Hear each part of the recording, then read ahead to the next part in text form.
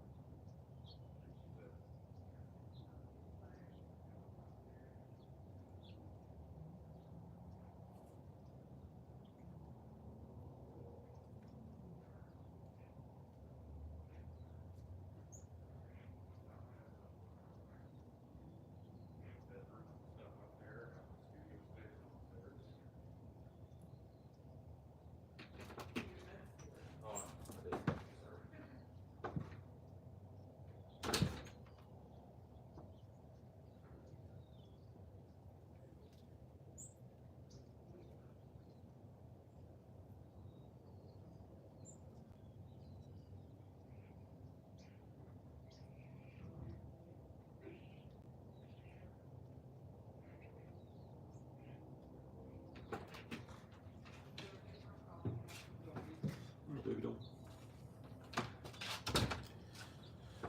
Ding, ding, ding, ding, ding, ding, ding. Yeah.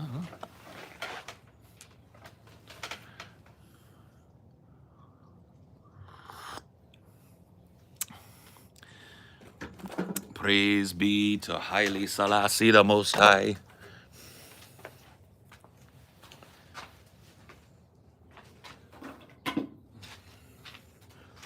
Calling Rastafari. Calling Rastafari. Sons and daughters of His Majesty. Good morning, sir. Good morning to you. I took a hot shower this morning, and it felt good. Can I just tell you guys that? I think that's what I'm going to miss about society most of all is the hot showers. You're not going to get a hot shower ever again. Once shit collapses. Oh. What? Oh. What are you? Oh, I thought you had the meds or whatever. The one that you just took inside. Did I just take them? I would be dangerous living on my own. I'd be taking triple doses and shit. Well, that's why. Oh, you actually want your ball? Your bow? When did this happen? Is it ball time already? Give me that bow. I want that bow. Give me that bow. 1, 2, 3. That ball for me. Give me that bow. Give me a bow.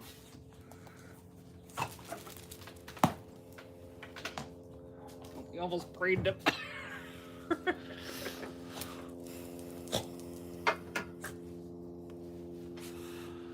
Well, yeah, there's plenty of off-grid ways to make hot water, but is there off-grid ways to make hot water under pressure where it sprinkles out onto you in a nice shower? Yeah, you could fucking heat up water on a wood fire and pour it in a big basin and take a hot bath, I guess. But what about just steamy hot? You're gonna miss it. You're gonna miss it when it's gone.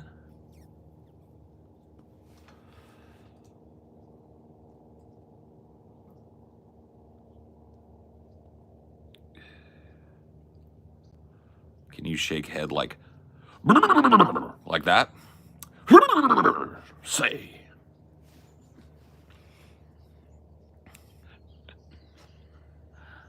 Dude, I shaved my little soul patch, and you can see my labret, really. Like, I should just poke something in there again. Boop! Yeah, that one I wouldn't be as worried about with your mask as the nose one you were thinking of, because it's not even touching it. Yeah, I'm wondering, like, because if I got a nose ring and just flipped it up at night, you know what I mean, to where, and then put the mask on, I don't think it would be a problem, but I would hate to fucking find out it was a problem.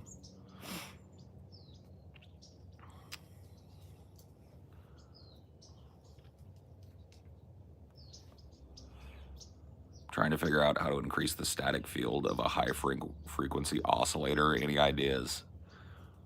You can bang on it with something, like a wrench. Go gung gung gung. That fixes things sometimes.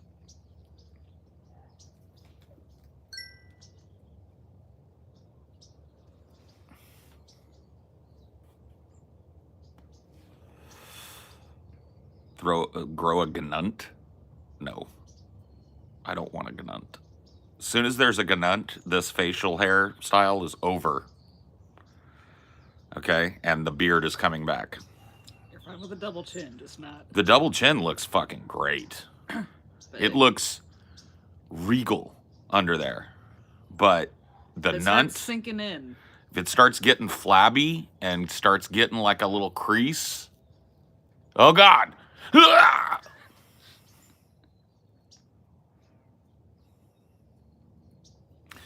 Paul was right. Vosh is wrong. Everyone's like, oh yeah, Bernie based.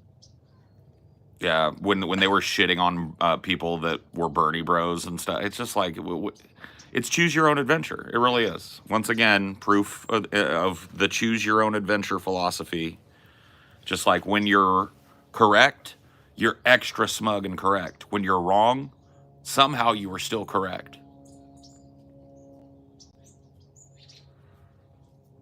It's funny he posted it on Twitter too, like where you can scroll down just a little bit further. He says it's the most consequential election. Yeah. Yada yada yada. It's like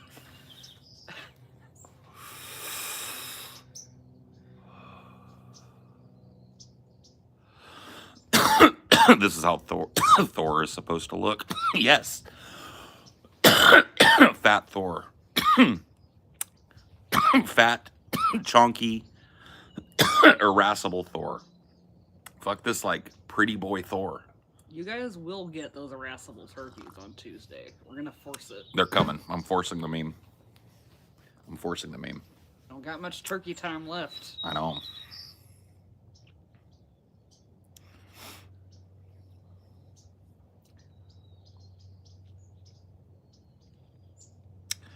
You're one of the few people I've seen to rock that kind of a beard. I know it's really out of fashion.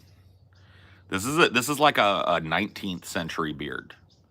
If you go back and look, like the 1800s, you'll see a lot of people with this facial hair, but it has not been in fashion since probably the 1920s-ish, is where I think people probably stopped doing this.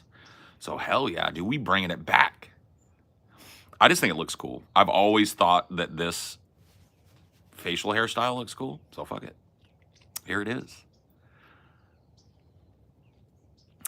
Sons and daughters of His Majesty. What would you have done if she had shaved it and there was a nut there? Immediate panic. Yeah. I would have called you and been like, honey, I need you to find me plastic surgery. There's a nunt. I need you to find somebody that can take me today. I need you to sell all of our belongings and get me $50,000 in cash right now. There's a nunt. There's a nunt. I didn't know there was a nunt, but there's a nunt, and I've revealed it. Or we could just, like, get a fake beard and wax or something for Start wearing turtlenecks. Like, wear turtlenecks till it grows back. Or like just like a wig almost, like it. A merkin? Yeah, a merkin. Get a merkin for my neck pussy? Oh. That could work. That would be less extreme, and That it would would probably grow back in time for that. Yeah, there. Did you try a different hairstyle to No, I like my hair. I understand that, like, the hairstyle and the beard style are kind of incongruous. Like, somebody that had this type of hairstyle probably would not have had this type of beard, and vice versa. But I like that. That's the best of both worlds, okay? Take my hair from the 90s, take my beard from the 19th century.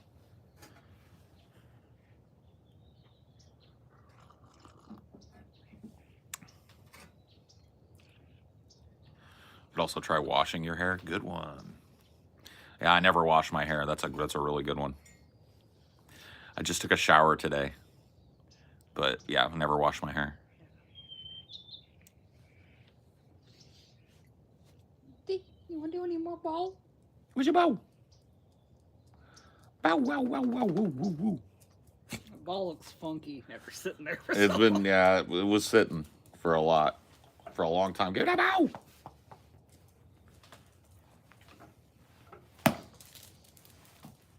Get a ball. Don't let that ball get away. Get it. Bring it. Bring it. Bring it.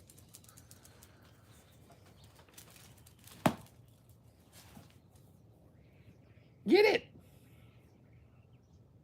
D.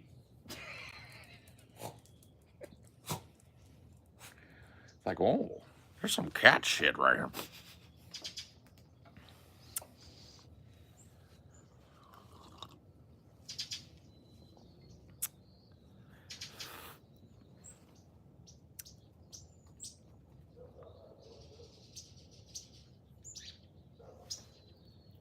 I really enjoyed the Dow episode you guys released recently. We didn't. It was a clip. Oh, the clip. Yeah. Talking about the Dow. Yeah. Got it. It was a long clip. That's cool. I will need to check that out, see how people are reacting to it.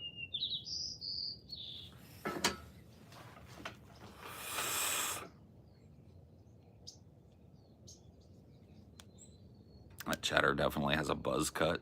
Oh, was there somebody telling me to get a haircut? Kind of makes me sad a little bit when they do that, because I know why they're doing it. Because that hairline, too sexy, too virile. It's the hairline. They get mad when they see this old motherfucker sitting here, full head of hair, like he was 20. They're just like, get a haircut. Get a haircut. Get a bald spot like I got, man. Sorry. No Peak can do. virility right there. Yeah. I'm virile from the neck up. Everything from neck down is kind of fucked up. Neck up, though, I got it.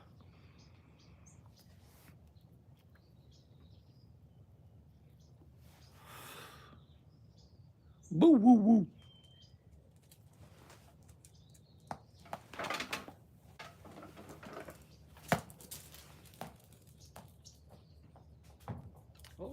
What's special about today that he finally wants to fetch after like 3 months? Who knows? Who knows? He just forgets about it sometimes, I think. And then he remembers that he loves a fetch. Get it.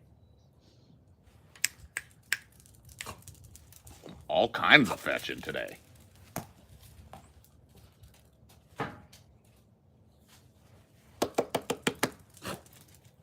All kinds of fetching today. Get it. Get that bow. Bring that bow. Quick, quick, quick. Zoomy zoom.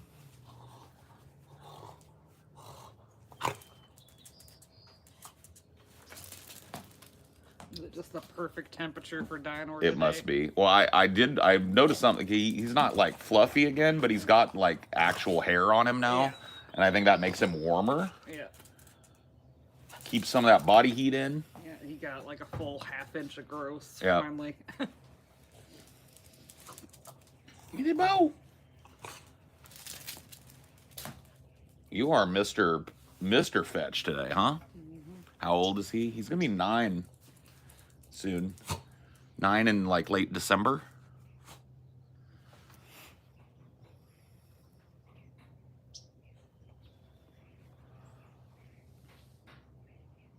I recently watched this true crime drama called Monsters about the Menendez brothers. Is that on Netflix or whatever? I think I started watching that and I just couldn't get into it. I think it's like a true crime, like that American crime story, which is like, isn't that, what's his name that did, Yeah, it's the same guy that does American Horror Story and Yeah. stuff. What's his name? Ryan Murphy. Yeah, Ryan Murphy. I was up late one night and I put one episode of it on and I watched like 10 or 15 minutes of it and I was just like, I can't get into it. I can't make it happen. I can't make it real. Well, they're currently facing like possible resentencing Oh, really? because they're making a different argument about why. Right.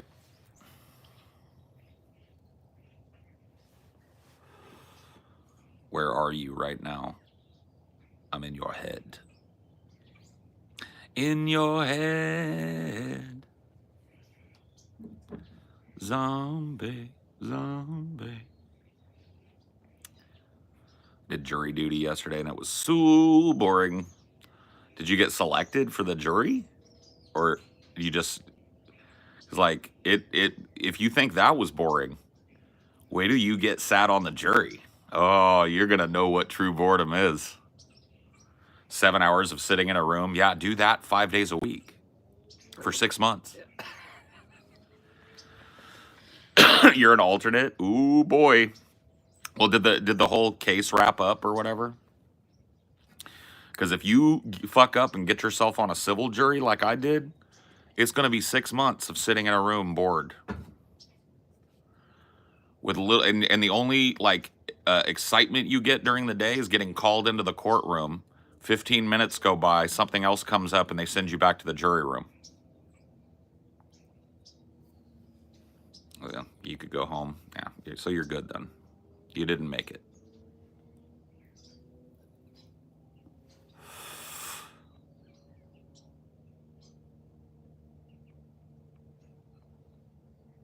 Where are you? I just told you where I was. I'm in your head.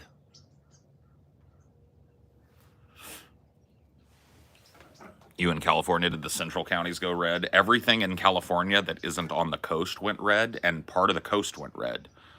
California, I don't think, has been this deep red in a presidential election since Reagan. And Reagan was governor of California, so do the math on that. Well, there was like some thing of like vote trading, vote swapping. Have you heard of that? Mm-mm. Where like in an attempt to get people in swing states to still vote Democrat, they were like, we'll have 2 people in California vote against Kamala if you vote for Kamala in a swing state. Who was doing that?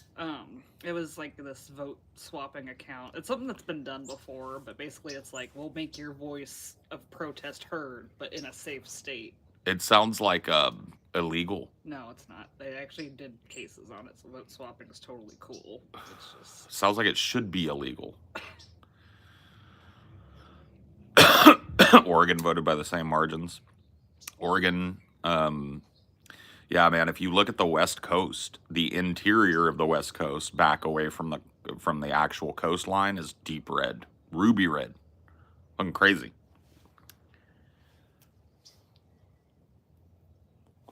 Turlock is garbage. I'm sorry you used to live there. I remember it was looking a little bit better last time. That is true. Turlock. It looked like it was getting on. That is true. Good point. The last time we cruised through Turlock, I was like, damn, they building up Turlock a little bit. So maybe now Turlock are getting better, but as you know, my knowledge of Turlock immediately bad. But yeah, maybe Turlock has gotten better. I don't fucking know. Yeah, we didn't stop at Turlock. We saw they had a bunch of new shit. Yeah, they're building new shit, new housing tracts, and like new shopping centers and stuff. And I'm like, oh,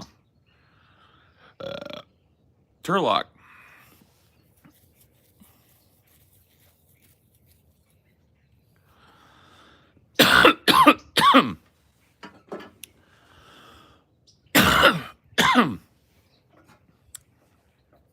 I guess you don't know if Trump really won the popular vote until like California stops counting, because they still got like 40% to go. Man, our electoral system is in such dire need of an update. Well, it's like, just let them start counting the mail-ins and early votes before election day. Well, you would have to do that, and you would have to place people under a criminal NDA. Like you would have to make some sort of government secret out of it, because I think the worry with that is you have 150 people in the state of California or 300 people in the state of California counting early votes. Oh, and they're gonna tell some media They go on Twitter and they go, damn, it's about to be a blowout for Trump, California going red, and then like, you know, you've got insider information coming out of the polls. You'd have to like quarantine them like the fucking jury in O.J. Simpson's case, basically. Yeah, well, not only it would have to be that, and there would have to be like they would have to be made aware that like you talking about your job, you are under a classified government position, which means that and so they would have to vet people for that.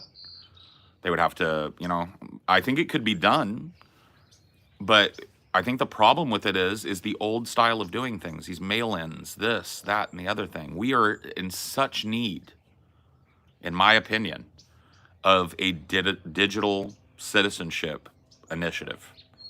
Well, there's things that you can do online already that I think are more sensitive than voting. Like you can look at all your social security shit. This is what I'm talking about. Taxes. We need a digital citizenship initiative. We need an initiative that identifies you as an American citizen. It can be followed up on, so if there's any fuckery with the vote, they know whose account it came from. If you're trying to, you know, like if you're trying to find some way around the system, no VPN shit. You've got to, you know, have a fucking IP address that's locked to your address.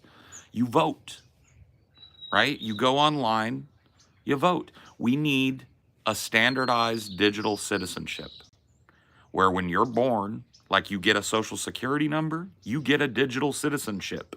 And when you come of age, that digital citizenship allows you access to the internet and identifies you to other users. We're in desperate need of this. Look at how many hours I've spent out here arguing with people who are probably the same 5 people, right?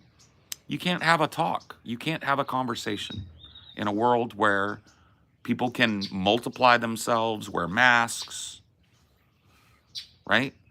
This election proved that point, right? Kamala ran an in-person, face-to-face, on-the-ground, old media campaign and lost. Trump ran a viral moments campaign, right? Yeah, like he was still out in person, but he was making sure the photographers were there and the cameras were Well, he was there. making sure he gave the photographers something that wasn't me standing there trying to look presidential. Yeah. It's like, I'm going to be in the fucking McDonald's. I'm going to drive a dump truck. I'm going to do my whole speech in my dump truck attire. He went and did a whole rally that day when he pulled up in the dump truck, didn't take the orange vest off, and people made fun of it. And it's just like, dude, go back 20 years and look at, they used to do this all the time. Yeah. This blue collar, like I'm blue collar too, man. Roll the shirt sleeves up. Yeah, look at me, I'm in here doing it. Obama did it. Yeah, wasn't there like some criticism of like some candidate wearing like a hard hat the wrong way or something? Wasn't it Biden? It might have been, I don't know. But it's just like, try looking like a normie, because those fake normie videos, like she was doing that, like that cringy thing with Tim Walz. Yeah. Oh yeah, we're just friends and we're just sitting around the table and we're just talking about, I like every music and he likes every music. Yeah. We like all the things you like. We like all the foods you like. It's just like, that's such old media shit. That is running a 1990 campaign in 2024. People don't vote that way. People don't watch the evening news anymore. People don't watch. She didn't go on any podcasts of note. She went on like some doctor's podcast. Like I said, she didn't go on any podcasts of note. And all like 99.9% of her media appearances were legacy media appearances. 60 Minutes, The View, this, that, right? Completely and utterly out of touch. Whereas Donald Trump's campaign ran a 21st century campaign. Well, you can just see like the views on her campaign's YouTube are like garbage. Nothing. Well, because nobody wants to see it. Yeah, no one wants to go on your YouTube and watch your little PR. But you log on to Twitter in the morning right before you go to work, and you see a picture of Donald Trump dressed in McDonald's outfit serving fries out the window. You're gonna go, what the fuck is this? You're gonna read about it. You're gonna watch the video, right? You see Kamala standing there in a blue business suit trying to look presidential. Scroll. Who cares, right? Yeah. Don't underestimate the recognition power in fucking elections. Those little yard signs might look retarded, but people vote based on those little yard signs. Yeah. Kamala blew $1.5 billion and lost hilariously. Trump underspent her by a factor of like 3-1 in this election. And he blew her ass out. What's the lesson? Stop with the ground game. Stop doing all this fucking canvassing shit. People don't vote that way anymore. Stop it. Spend that $1.5 billion on an insane media strategy next time around. You're on Rogan.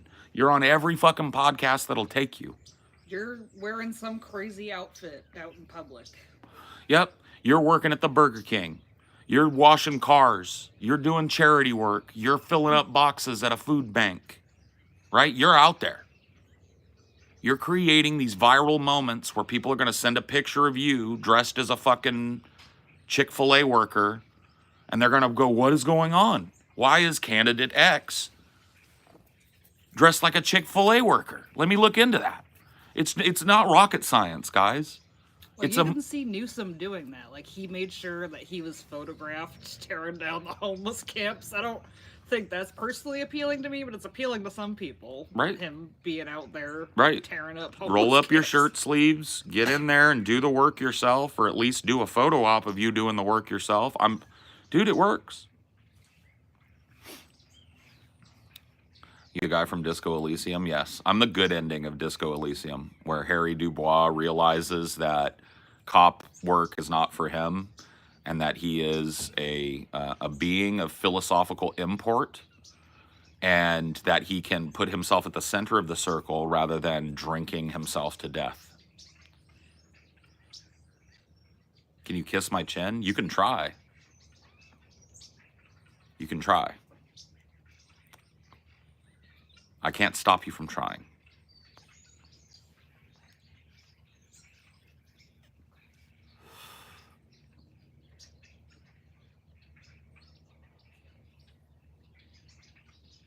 Those little blue-gray peepers. Yep. Little peepers. Peeperinos.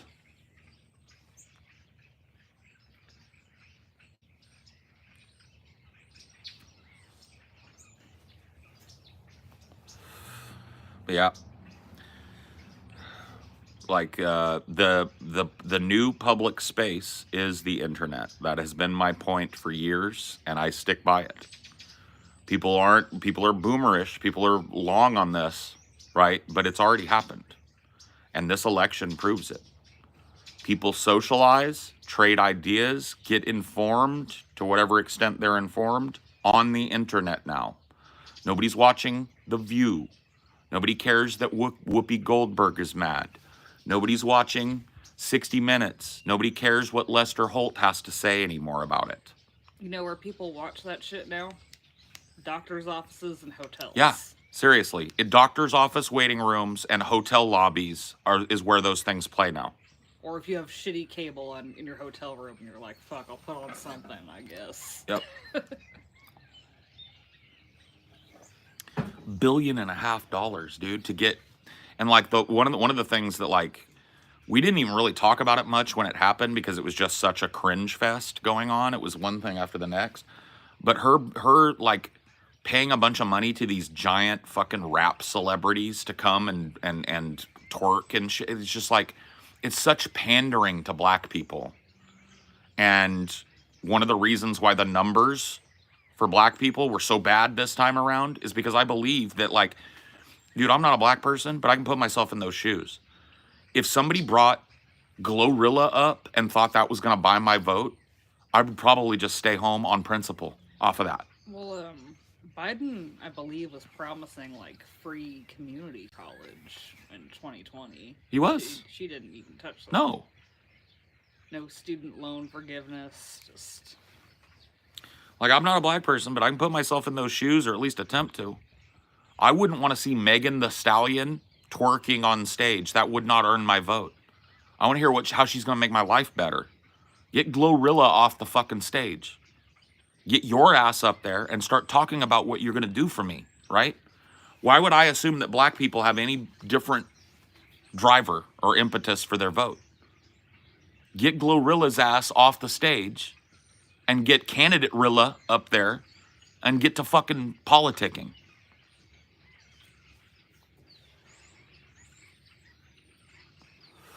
The world never came down to a man who wants nothing. I do like that.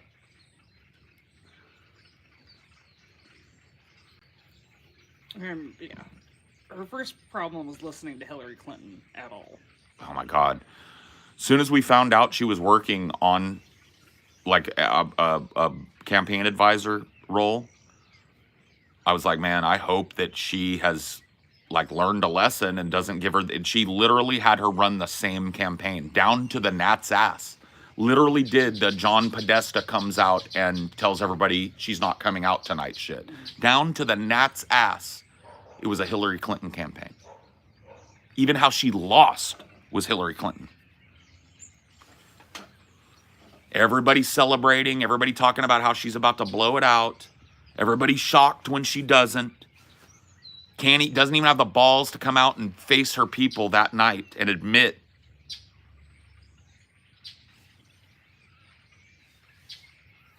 You know? Me and the guys on my podcast rang the alarm bells about this. We were called Trump supporters. We were called fascist enablers. I was accused of living in the past because I invoked the name of Hillary Clinton 6 months out, 3 months out.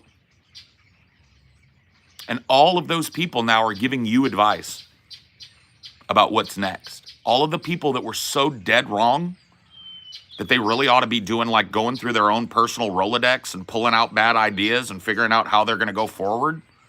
They're telling you what's next. Here's how we have to deal with this. Why would you listen to them?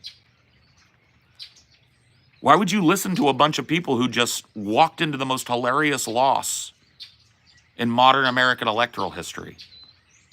Why would they even think for a second in their head that that's what people want to hear from them? You got me.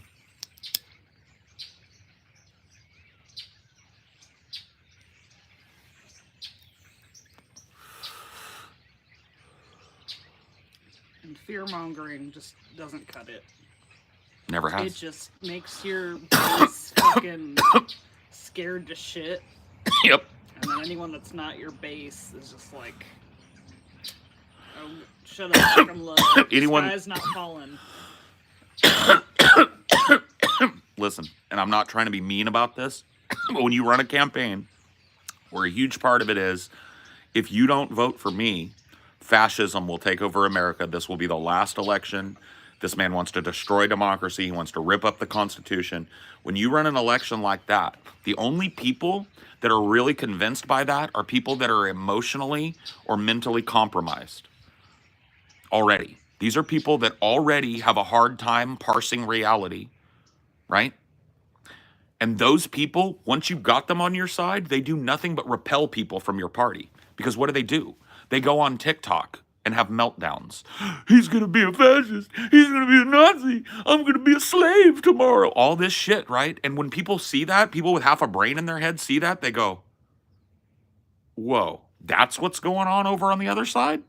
And even at the individual non-online level, if you think that anyone that supports Trump is like wanting to take away your rights and all that, you're going to push away your family and friends that could be convinced. Yes. Action Matters, a left-wing Tea Party. Nope, we already did that. It was called Justice Dems. And the exact same thing, by the way, that happened to the Tea Party. You know the reason why you don't hear the Tea Party ever anymore? Because the exact same thing that happened to the Tea Party happened to the Squad. That's why you don't hear the Squad anymore either. I know some people They ride into election on a wave of populist sentiment. They get in, they immediately sell those principles down the river and become rank and file liberal Democrats. That's exactly what happened to the Tea Party. That's exactly what happened to the Justice Dems. This is why people like me have been screaming for fucking 20 years. It's time to eject from the Democratic Party. They do nothing but turn progressives into Nancy Pelosi They fritter away $1.5 billion to lose. It is time for people on the left to eject all the way out of the fucking Democratic Party. Stop participating in their electoral bullshit. Let them know that they're not your party anymore. You've moved on. And I was happy to see a lot of people spouting that rhetoric after Trump won. Whether or not they stick to it, or whether or not in 2 years they're right back on the Dem train, remains to be seen. Will they learn? Remains to be seen, right?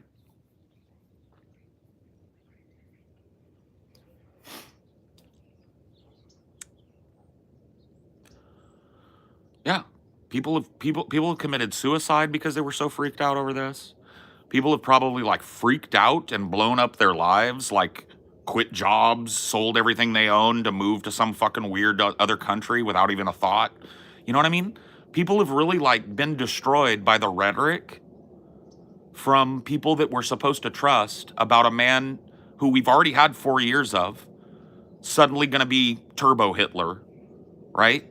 It didn't work. The only people it convinced were people that were already mentally unstable, already going through it. Those people went out in public and freaked the fuck out and made it even more laughable as a sentiment, and they lost. Do they learn from that? Or does hubris take over? Seems like hubris, right? The DNC has steady been sending operatives out to blame black people, Latinos, women, men, just every goddamn human subset. It's their fault. It's brown people's fault. It's Muslim people's fault. It's black people's fault. It's men's fault. It's women's fault. Whose fault isn't it then? I guess it's all our fault, so can we move on? Right? And just picking the vice president of a incredibly unpopular president just isn't the way to go. No. And if you're going to go that way, have her immediately distinguish herself from the president. Yeah. But she There's was a just reason. like, I'm going to do everything Yeah. Biden did. She literally said, is there anything that, Biden did that you would have done differently? No, I think I would have done everything exactly the same. So basically, she just cut and paste Biden. People rejected Biden. So it's just a sleepwalk, bro. It's a sleepwalk. People are just sleepwalking.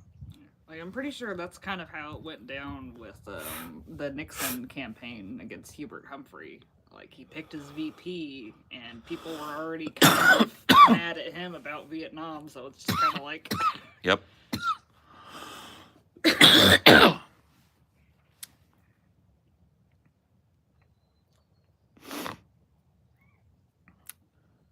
Why did Fidel Castro win every election? Well, there's two answers to that question. One answer to that question would be because the people enjoyed his rule and believed in him and voted for him. The other answer to that question would be he ran a despotic regime that monkeyed with the totals and made it look like the entire country supported him. The truth of that is probably knowing what I know, which is not a whole lot, about Cuba. Both of those things are probably true. There are undoubtedly Cuban people who are extraordinarily invested in the Castro regime, in communism, and in Cuba as it exists. And there are Cuban people who have fled Cuba, come to America, and are now the most vociferous critics of Cuba, right? And so you cannot just look at a people, and this is like what we just learned this lesson in the American electorate, right? You cannot just look at a people and presume intent.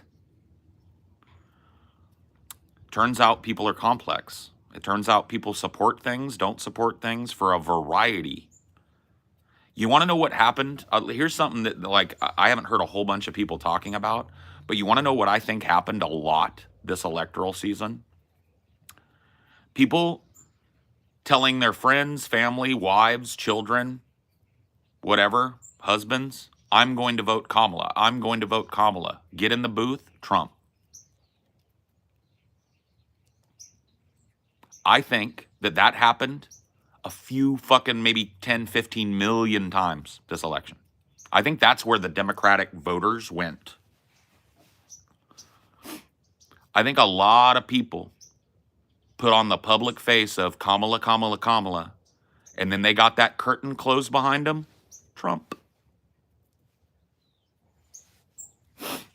You can't even really blame Jill Stein at this point. Like, her margins wouldn't. If She every did single horribly. Jill Stein voter, most of the time, RFK Jr. was doing as good or better, even though he dropped out. Yep.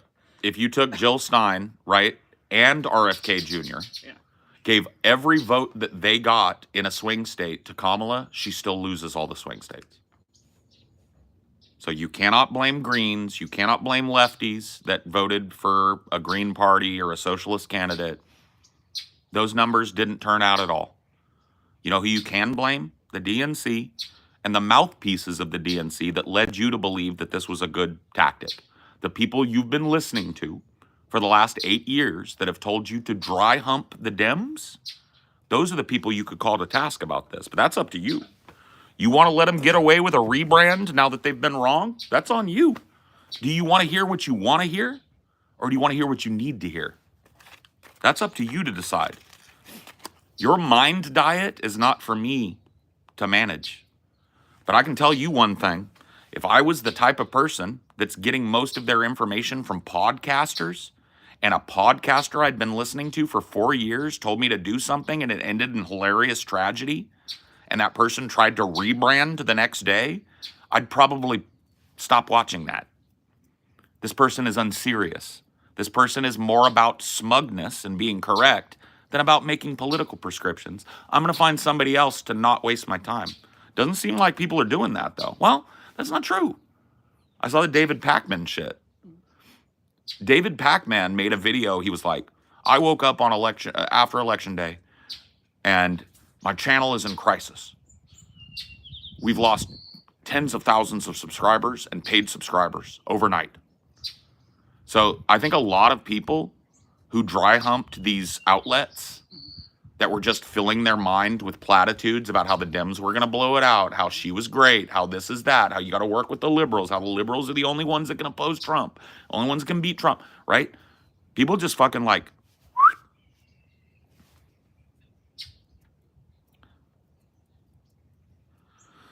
oh yeah, and libs are now saying, dude, they're going ape shit, and I think it actually reveals how they actually feel about these minority communities, right?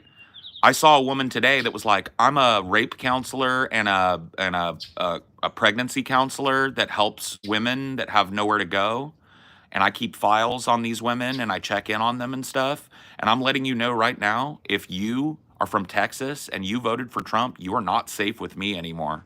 I will report you if you try to get an abortion. I will and it's just like, oh, so you're a fascist. There's people going like, Latinos that voted for Trump, call ICE on their family. Who are these people? These are the people that tried to tell you they care about these minority groups. You know a Latino family that voted for Trump? Most Latino families in America have extended family members that are illegal. Call ICE. These are the people that pandered to Latinos for their vote, saying that Donald Trump was going to ruin the world. They reveal what they actually think. And if you think minorities can't pick up on that, if you think minorities are too stupid to pick up what they're laying down, refer to the electoral results and talk to me about it. They smell the condescension.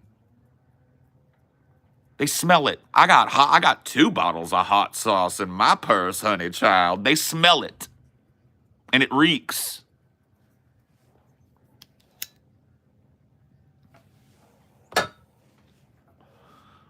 Soon as something doesn't go your political way, fuck all these black people didn't vote with us. I hope you get pregnant, bitch. And I hope you can't get an abortion. It's like, what? Aren't you the group that said that you're the only political outlet that cares about these fucking people? Disgusting. Line up and vote for those people again, though.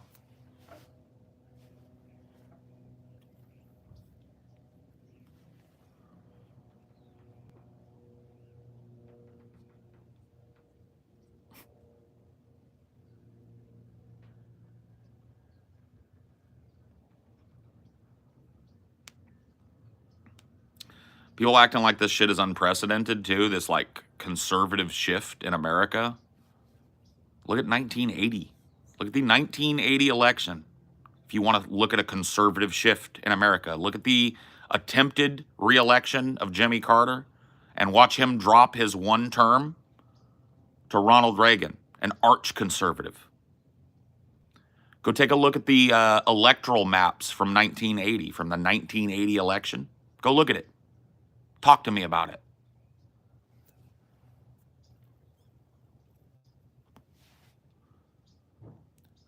There is nothing new under the sun. This is part of the political pendulum going.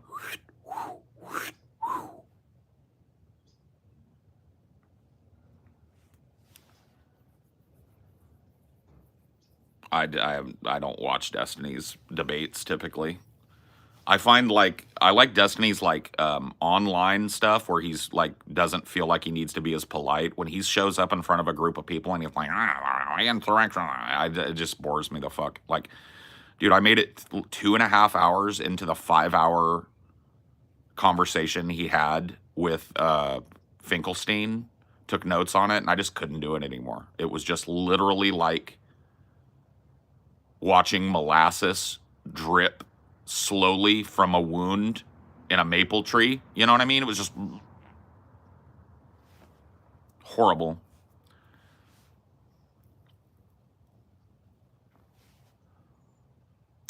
Mr. Vermicelli. Mr. Fonzarelli, you may think that you are a great intellect, but I'm here to tell you that you fall quite short of that.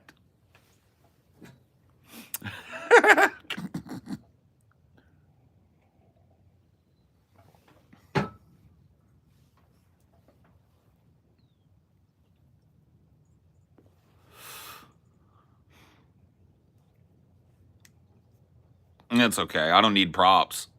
I need people to wake the fuck up because I'm not that smart. I'm not some political fucking genius. I'm just a dude that's been through a bunch of electoral cycles that knows which way the wind is blowing. So I want people to wake the fuck up. Pay attention to what happened and don't let it happen again.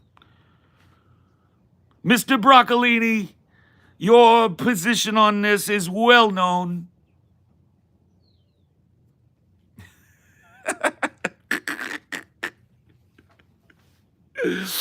Mr. Tortellini, I will not acquiesce.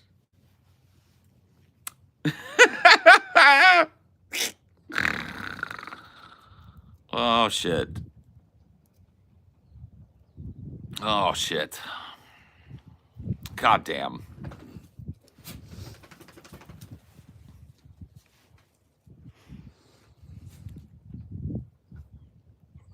You want any more coffee? Yes, please. I could do another coffee. This is yours. Yeah. You want no cream? No cream. Okay.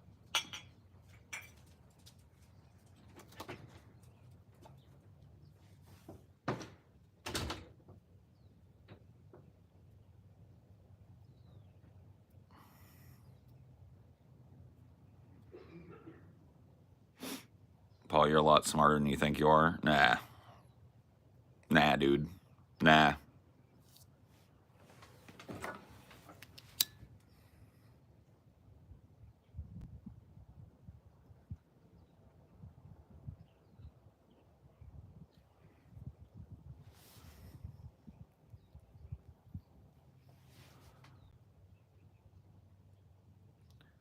Would be the perfect candidate for Democrats to pick in order to run for president. I don't really care. I honestly am not going to talk about electoral shit. I don't, these people that are already like, would you vote for this person in 2028? It's just like, yeah, you people are sick.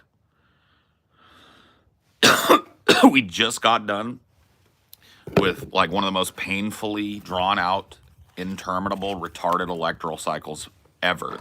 And 2 days later, people are putting up like, what's going on in 2028? 2028, 2028, 2020, 2028. It's like, oh my God, man. Yeah, I feel like that. I feel like there's a lot of people that just wouldn't have the oomph to get up out of bed if it wasn't for the fucking just like horrifying electoral anxiety.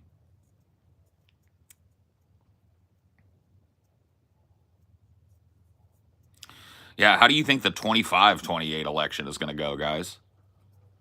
I mean, let's really get down into the gnat's ass of this electoral kind of fucking bullshit, right?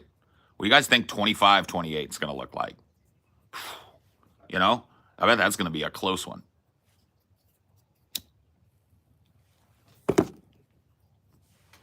Yeah, dude. It's brat summer in 25-28, dude.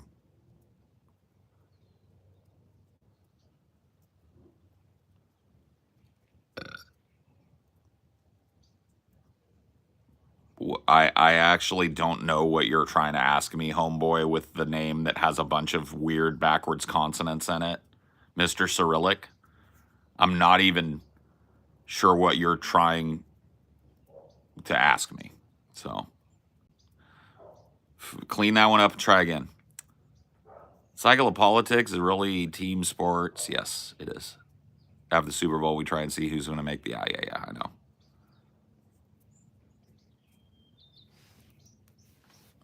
How hollow were the Hollywood elites' threats? I think Tom Hanks is gone.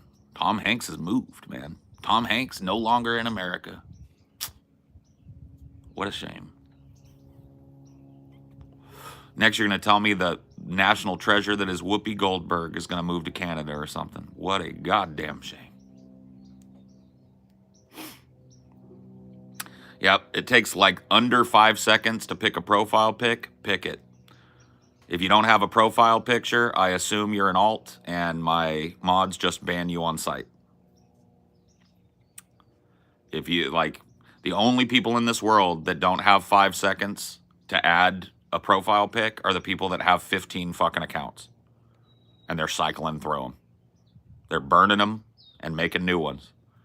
So you don't want to be labeled that way.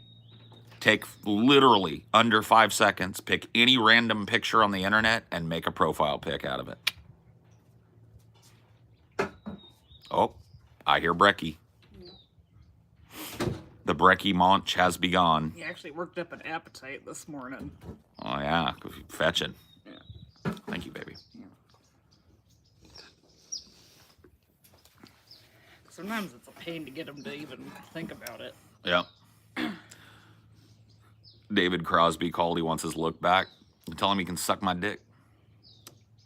Tell him Ambrose Burnside called and he wants his look back.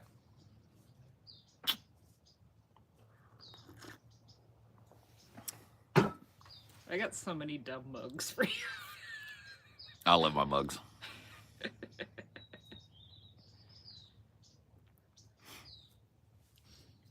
can always count on me to get you a dumb little cutesy thing. You're the best.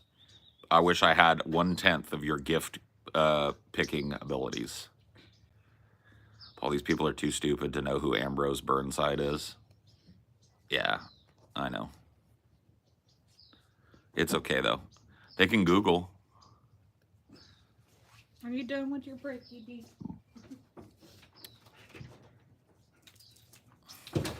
Want more? He's a fetch machine today.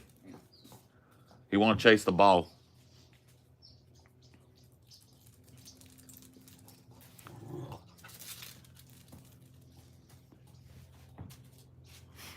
If you had a waddle, why shave and draw attention to it, Mr. Turkey?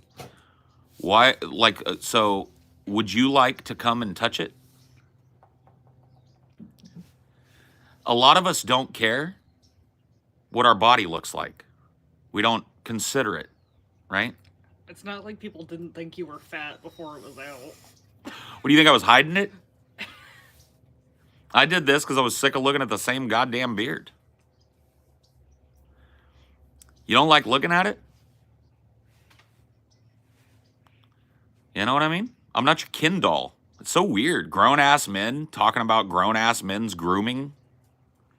When did that start? Hey, player, I like your fingernails, dog.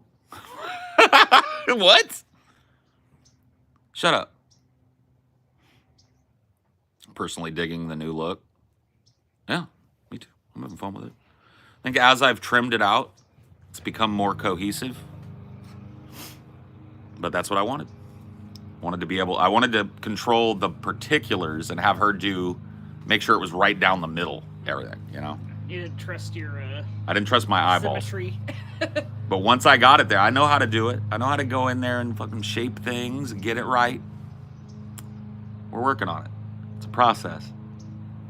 You just didn't want no like sideways. Yeah, I didn't want it to be like.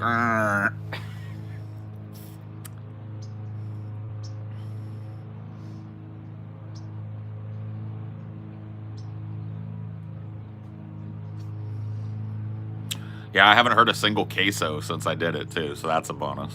No queso, no Sandy Claus, no Hagwood, no insert 10-year-old fucking reference here.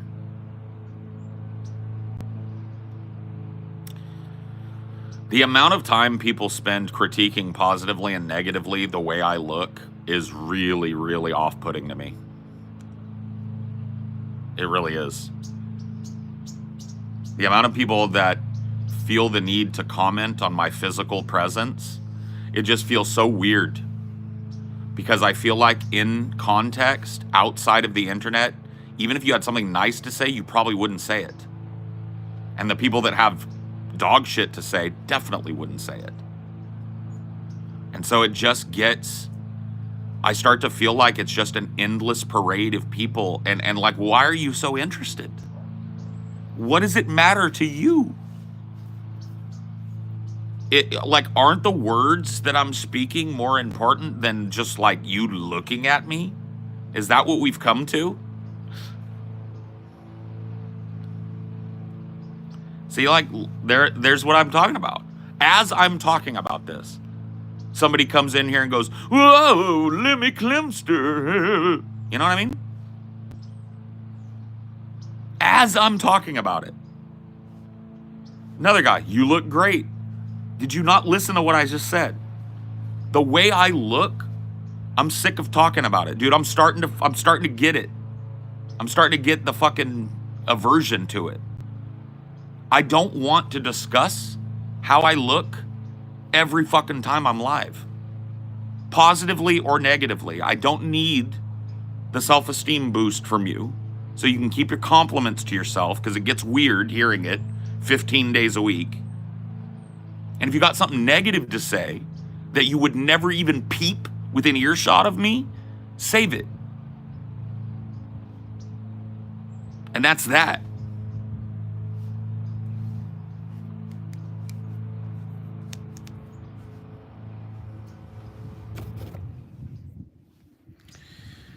I hate to have to do it, but I'm just like, I've tried to be polite. I really have. I've tried to be like, "Oh, thanks. Oh, yeah, nice. I like it too. Yeah. I'm sick of it. I'm dead ass sick of it. It's a boring topic. I'm not out here seeking your approval, clearly. I look how I look because that's how I want to look. You don't want to look that way? Use me as a template. Do not do this. But keep your fucking mouth shut about it, bro. One way or the other.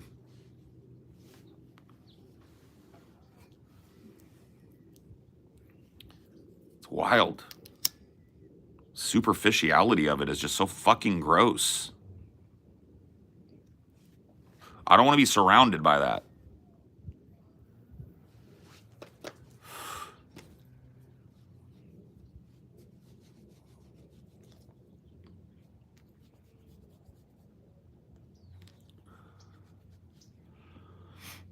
Being mean-spirited is very popular these days.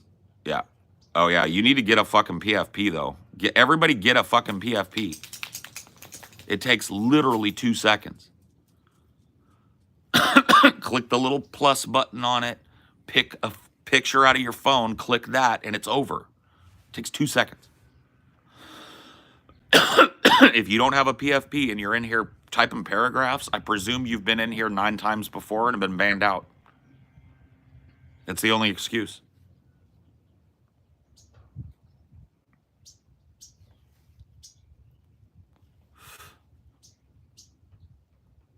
There can be no other explanation.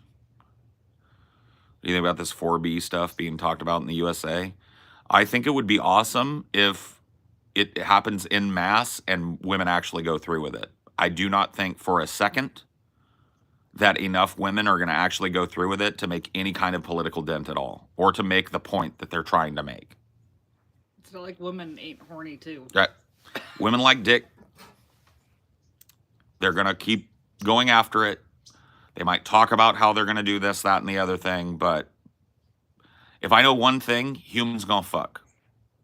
If there's one universal truth, you put two human beings in a room together, they're probably going to fuck at a long enough time frame. So that's just the point, right? So if they actually go through with it, and if it's adopted in mass by women in this country, I think it could make waves. I think it could. But as it stands, as just like a salty blowback thing that you're pretending you're going to do because you're mad Kamala lost, it just undermines it as a tactic. It's like a little boy who cried wolf syndrome, right? Next time you try and use it, people are going to go, oh, you mean like last time? They already did it in like 2016. Wasn't there that whole... No, well, see, that's the thing is, no, they didn't. Yeah. Well, that's what I mean, like the same kind of movement. Right. They tried to do, they might have tried to like allude to it, but they didn't do it. So how many times is the little boy going to cry wolf, right?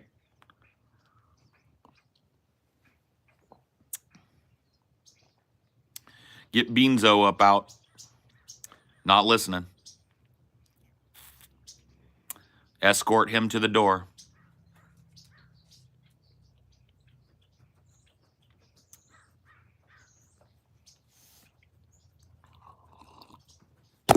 Oh.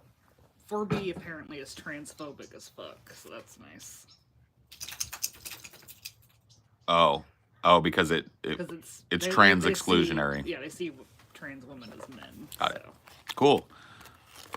So I guess they don't care about trans people either. No more don't care about trans people no more. Don't care about minorities anymore. All of that was just a ruse. I wonder if that's why people didn't turn out to vote for your candidate, because they smelled that it was bullshit. Nah, brown people and queer people don't have intuition.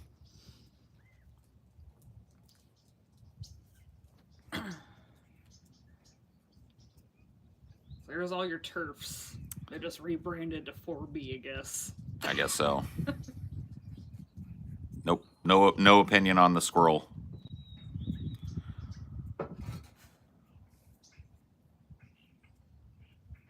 Who did you vote for? I just joined. Who did I vote for is none of your business.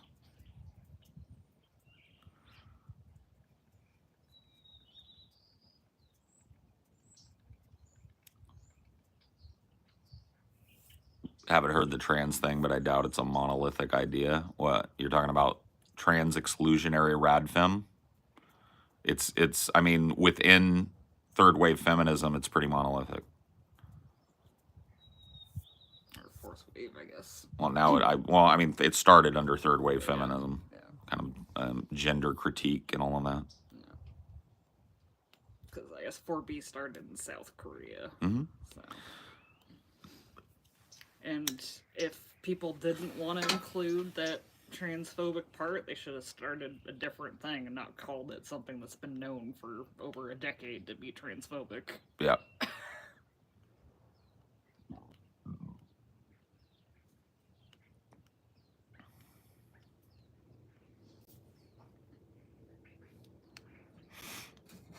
It lines up almost every time, I'll tell you. You find, you read a dumb comment, just take a glance over at that PFP, 9 times out of 10, there isn't one. All YouTube would have to do is just make these like little sub-accounts tied to your main Google account, so when you ban one of them, it bans all of them. I have a feeling it's a literal switch they could flip over there, and they choose not to do it. Because engagement is engagement. Somebody coming back in over and over again and spamming the N-word, when you turn that into numbers, it just looks like engagement. It's garbage. This is a garbage platform. And it's only through diligent work like you see me doing that you can even have a fucking conversation here anymore.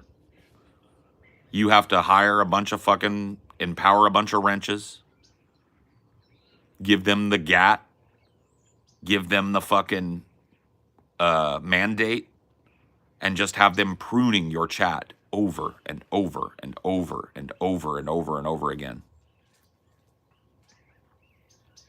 They would need to ban the IP address, get a PFP, and no, they wouldn't.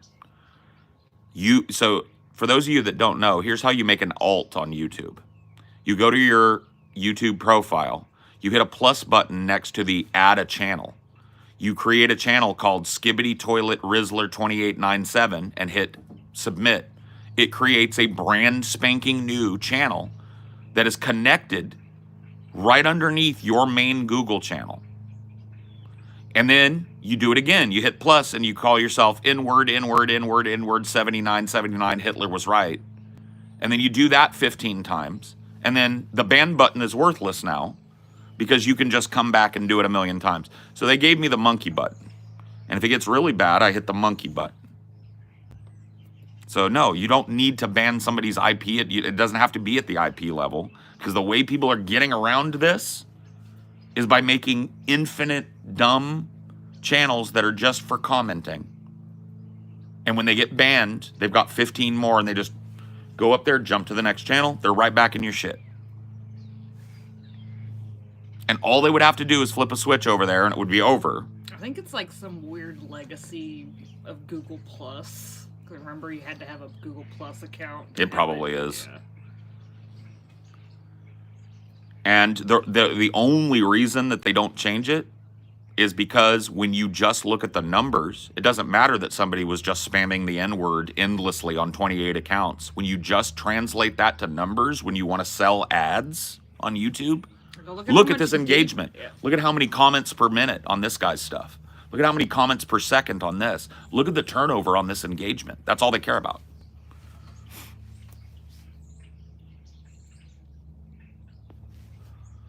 So they give me the monkey button, which is the force them to subscribe and wait X minutes before they can speak, right? It doesn't stop them. There are tons of them out there that are willing to do that, but it does force them to pay me. It does force them to give me an algorithmic boost if they want to fuck around.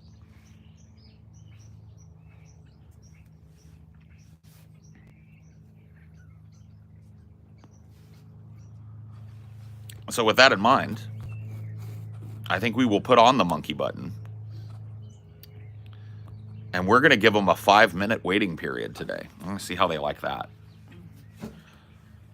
Now they will subscribe, and they will wait patiently for 5 whole minutes.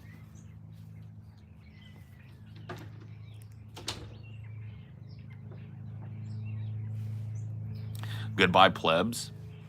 You don't have to be like some sort of special dude to hit the subscribe button and wait 5 minutes.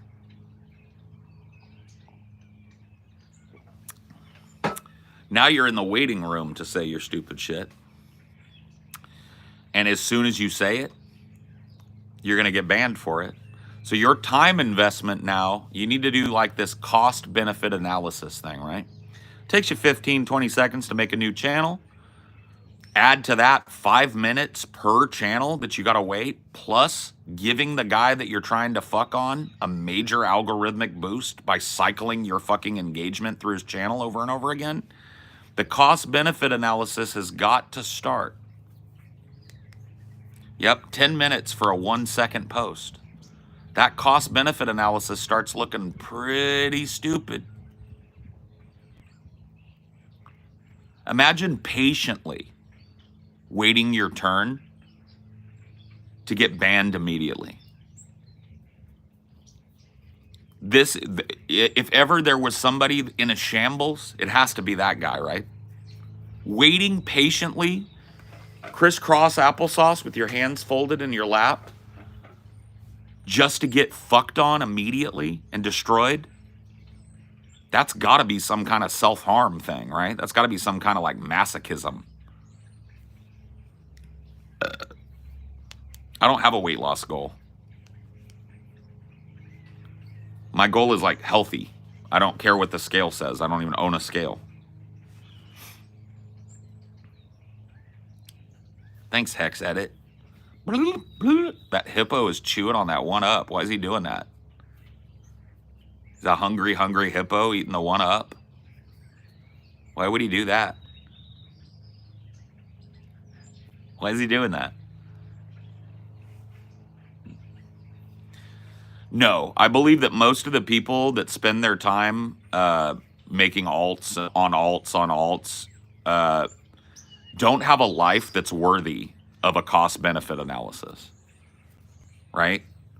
I have a feeling that a lot of them, like, I will tell you, like, the mass amount, I've always gotten, like, people that'll hate, people that'll create alts to troll, right? That's not new. But I will tell you, do you know when it exploded? Does anybody that's been watching me for a while know when people started really mass making alts and shit? Because there's a connective tissue here. If you know, you know, there's lore to this, and we can follow the fucking breadcrumbs and arrive. No, it's not shorts. This happened a few years ago, and it wasn't even on this channel. It was on my old channel that got banned. 2018, 2019, 2020. Wasn't the Milo thing. NEETs. When I started talking about people that are not in education, employment, or training, NEETs, all of a sudden, lots of free time started getting displayed on my channel. And so the cost-benefit analysis, to bring the point around, when you don't have a life that's worthy of cost-benefit analysis, because one day bleeds into the next day, because mom's going out and doing everything in the world, and you're sitting in your bedroom 24/7, sitting at your laptop or sitting on your phone, just trolling, playing vidya. What's the need for a cost-benefit analysis? You're running out your life clock like this, right? So the real explosion of people that are willing to spend hours waiting in line to say one thing and get banned started when I started criticizing NEETs.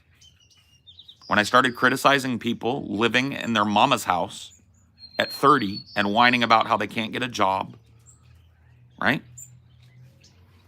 That's when the bullshit started. And conversely, who's going to have the most free time of anybody? Like, a NEET's got nothing but free time, right?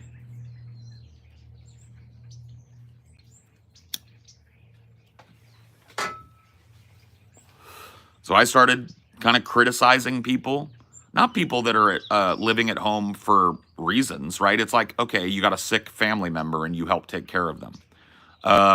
You're just getting on your feet after a major life crisis or something, and you're staying at home and paying rent and helping out, right? That's not a NEET.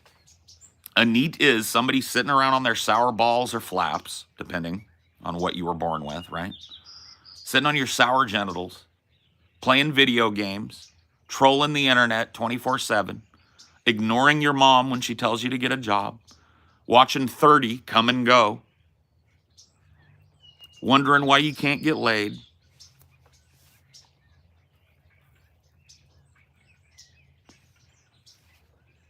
NEET, right? You start criticizing these people, oh my God, they got nothing but free time. They are desperate to be accepted as actual people, even though they don't put in the work to be it. And they will fucking latch onto you and ride you like a donkey.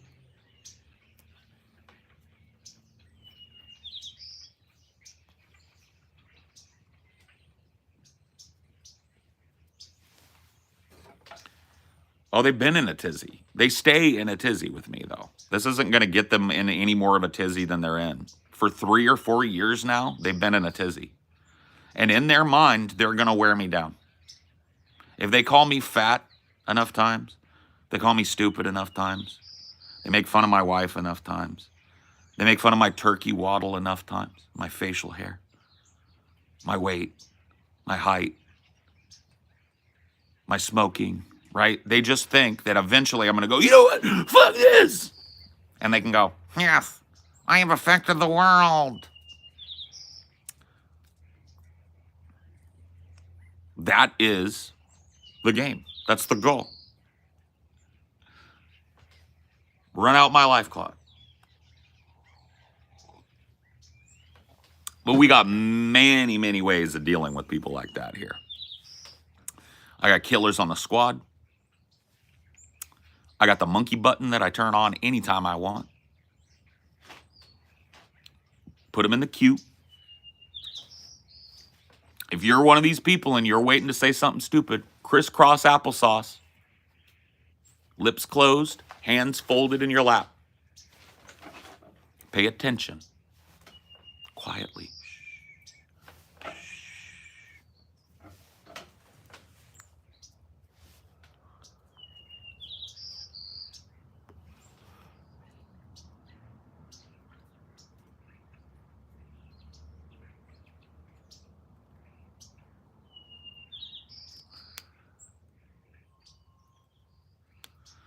NEETs hate you doing something right. Well, there was this thing where like a lot of people who were functional NEETs were starting to worm their way into the left, and I'm a labor leftist. So if you're out there leeching on somebody else's good and faithful labor and then trying to give political prescriptions, you're an enemy of mine. You're an enemy of the working class. You're a drag on your parents. You're a drag on the people who have to support you. You're not contributing your labor, and your voice means nothing. So when I started noticing that these NEETs were starting to cozy up in the left and start making their NEETdom part of their leftism, I wasn't about to have that. Not about to have it.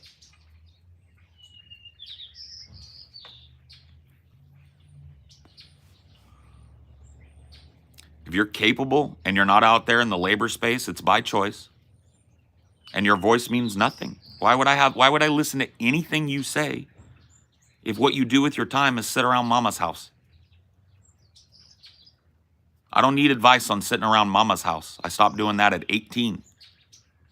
Moved out on my own, got a job, got an apartment, shared a condo for lots of years, right?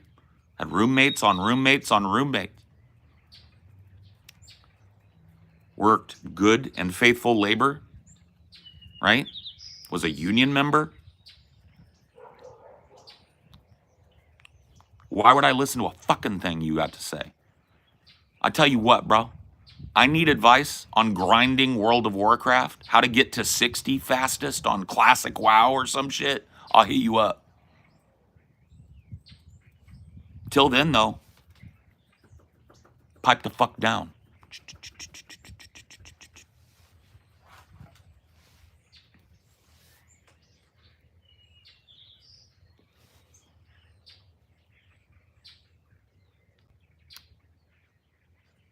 They will not be normal. I mean, normal doesn't exist anyway, bro.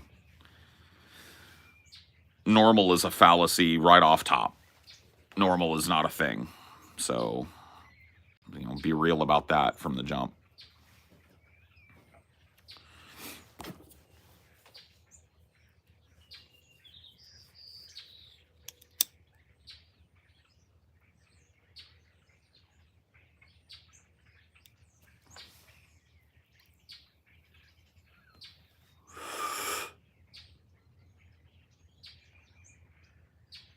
Yeah, go do something with your life, bro.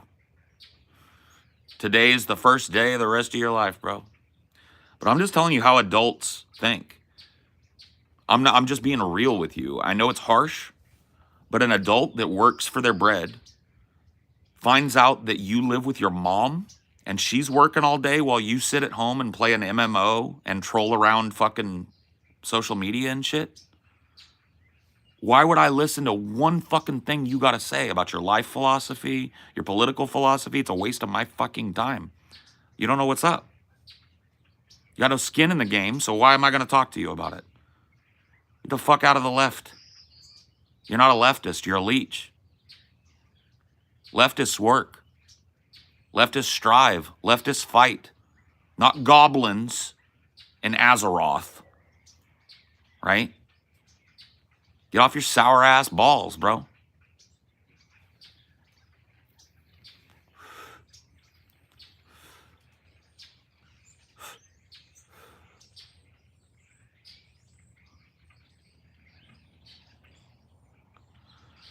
Preach, my brother in labor. Just got done with a week of cleaning classrooms and my joints are sore.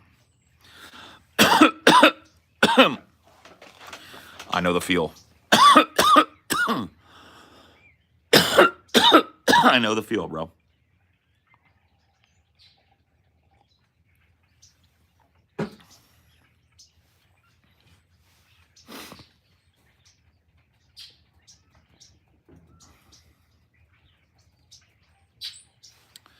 Get something to do. Find someone to be and be it. You don't like being disrespected for not having a job? I can think of one way that you could fix that. Get a fucking job. Ain't that fucking hard, yo. Actually, that's a lie. It is fucking hard. Suck it up and get with it. Time waits for no man. What better day than today? All that shit. Just don't bring your politics to me. You're sitting at home in mama's house, leeching off on mama's labor. Making it so that your mama can't ever retire after her lifetime of good and faithful labor. She's got to keep working into her 70s because she's got a weirdo fucking furry son at home. A brony. She's got a big sour smelling brony chilling in his fucking childhood bedroom still. So instead of getting to retire at 55, 60, maybe move into a retirement community, take a nice long 2-year fucking vacation, something. She got to keep working so that your sour ass can play fucking World of Warcraft till your eyes bleed. And then you want to talk to me about leftism and labor shit and politics and philosophy? Like, what do you got? Why would I ever listen to 2 words you got to say if that's your fucking situation? Get out there, find a gig, start working it, get your own place, have 3 roommates like I had in a 2-bedroom place. Figure it out.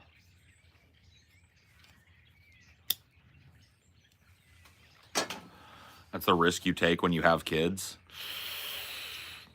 That's an interesting thought. Because, see, in the country I live in, when you're 18, you're considered an adult.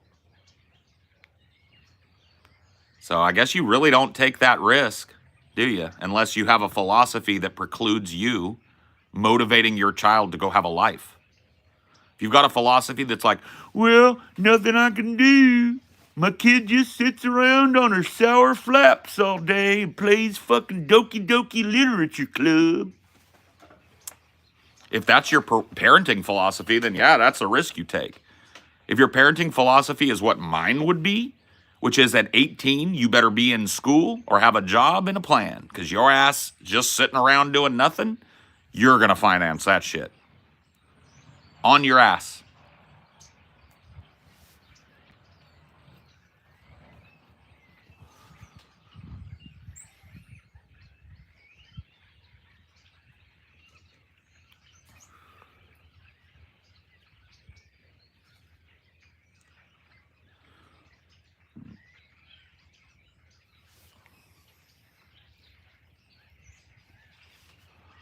People can play WoW and work. If you see, this is the problem. A lot of people, I'll be going off on NEETs, right? Oh, you're not. Yeah, okay, I get what you're saying. Sorry, I thought you were like. I see what you're saying. Yeah, you can play World of Warcraft and work. You can be a fucking brony and work. In fact, I bet it's way better working and being a brony because you don't have to convince mom to give you $300 for your custom brony wig. When you work a job, you can just save up money for a couple of months and buy your own custom brony wig. And then you don't have to worry about your mom saying no. You don't have to beg mom for that fursuit upgrade that you want. Right? You can make that money for yourself and go buy your own fursuit. You don't have to beg mom if she'll buy you an official Naruto headband so that you can ninja run. You don't have to beg mom to buy you tickets to the anime con. You see what I'm saying? You don't have to go, Mom, you're always saying I need to get out and do things, and when I tell you something I want to do, you always tell me you don't have money to do it. Don't do that. Don't go through that mess. Just buy the ticket.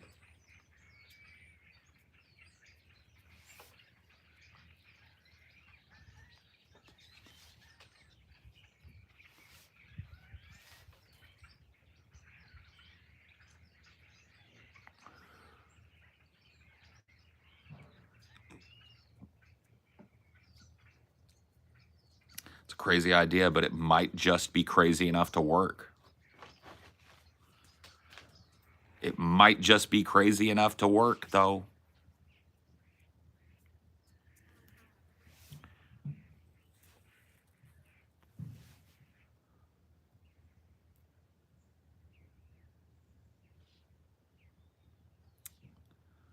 We end up moving towards an automated society. Most of us don't need to work. Isn't that a good thing? We're not there yet. Get to work.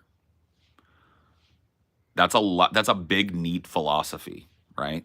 One of the reasons why I had to kick these motherfuckers out of my community and do my part to excise them and their philosophy from the left is they started talking about how neatdom is a protest against capitalism. I shit you not. NEETs are fighting the good fight because we refuse to engage in the capitalistic slavery. And then you ask the NEET, who pays your way? Well, I live with my mom. Does she work in capitalistic slavery? Yeah. So aren't you just deferring more pressure on a capitalistic slave by being a fat do-nothing sitting at home? Fuck you, Paul Zigo. Fuck you, man. Mom. Sitting at home on their sour balls, playing Inuyasha till their eyes bleed, watching Naruto is a protest against capitalism. You can't make this shit up. They had to go. So they know they're persona non grata in this community. So they come around with Wojak masks on. Paul fat, Paul stupid. Because they know if they let me know where they're sitting, they got nothing to say. I had a job since I was 15 years old. I'm now 35. I don't understand needs. Bless my parents for continually pushing me. Well, thanks for the donos, man. I appreciate it. And yeah, dude, I'm in the same boat.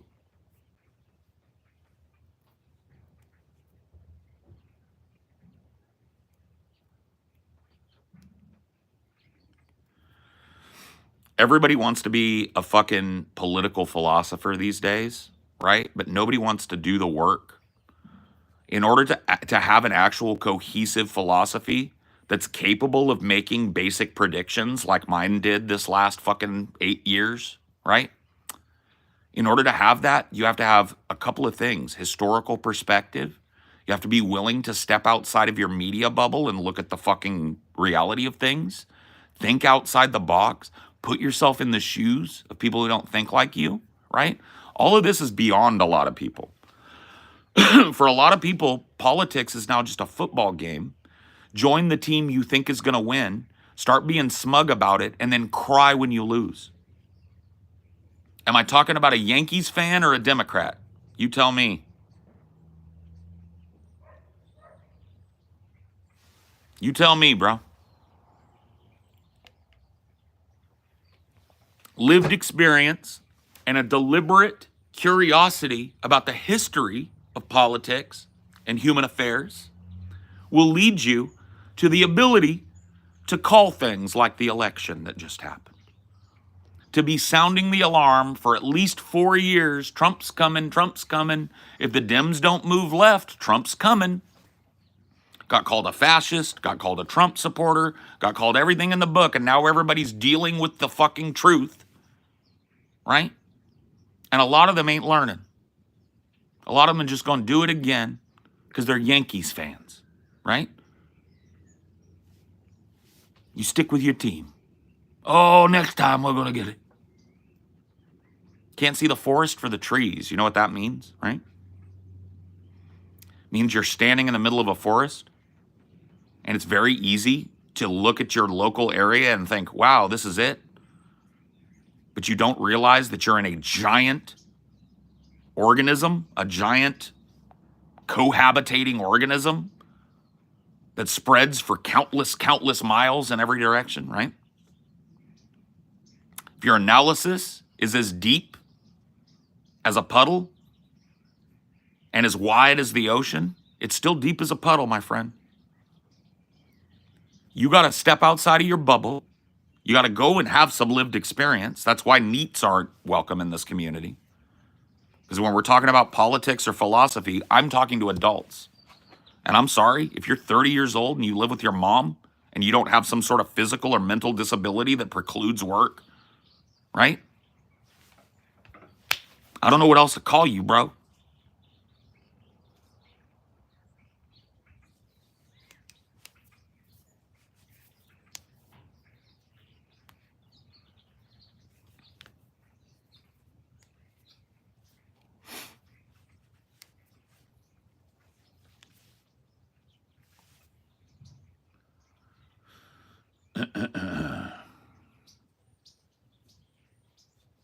You can lead a horse to water and all of that, right?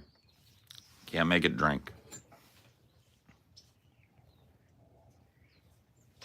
But yeah, that's why NEETs are persona non grata in this community. It is a literal waste of everybody's time to hear anything they think about anything, unless we're talking about anime or what BronyCon is like, right? We're never talking about those things. So NEETs are persona non grata. They get checked at the door. NEET behavior is no PFP, back on an alt, all the free time in the world. We'll sit and wait crisscross applesauce in a 5-minute line and give me the algorithmic boost of a sub over and over again. Nobody working's got time for that. So I see you. You're not welcome here. You never will be welcome here. You want to be welcome here? Get some life experience. Till then, nobody cares what you think about shit. Nothing. Got it? Good.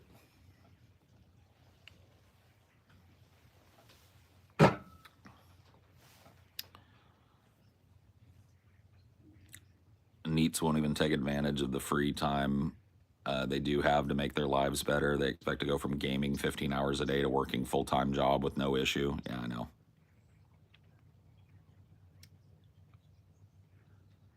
Portland, Oregon's decriminalizing hard drug use and handing out needles, pipes in the street, fueling the fire. Nope.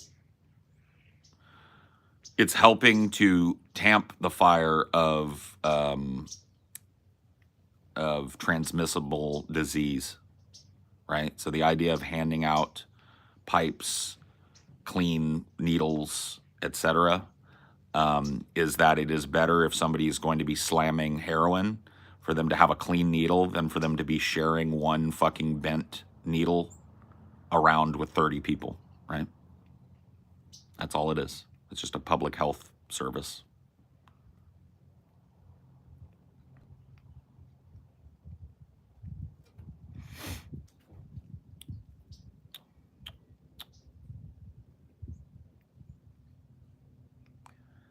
I don't understand why anyone is for decriminalization. Legalization is the only option that makes sense. It's a stepping stone, right? That's how California went from completely illegal weed when I was a kid to decriminalized weed to now recreational legal weed. It's a stepping stone, right?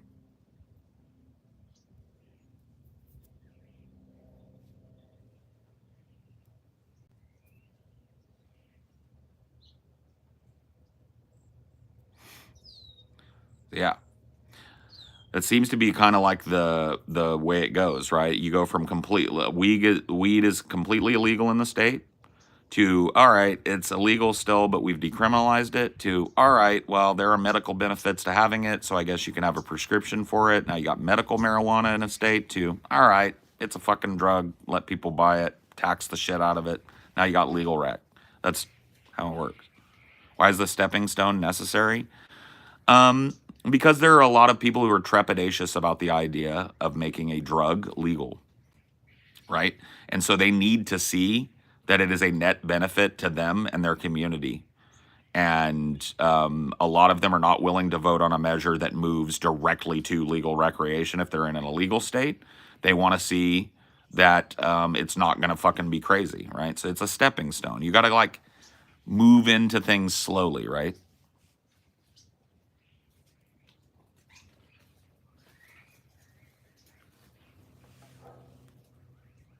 Oh man, lots of mourning doves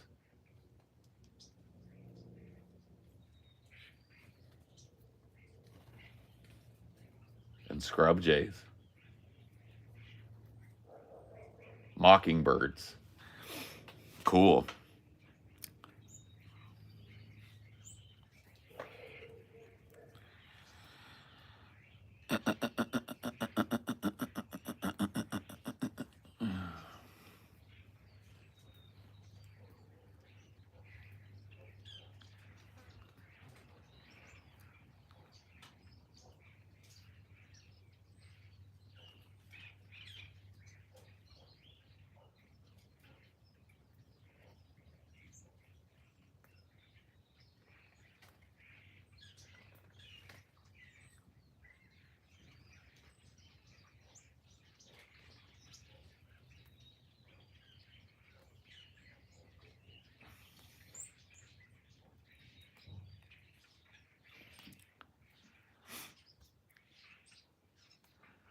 But people still buying stuff on the street and ODing, that's not a good thing.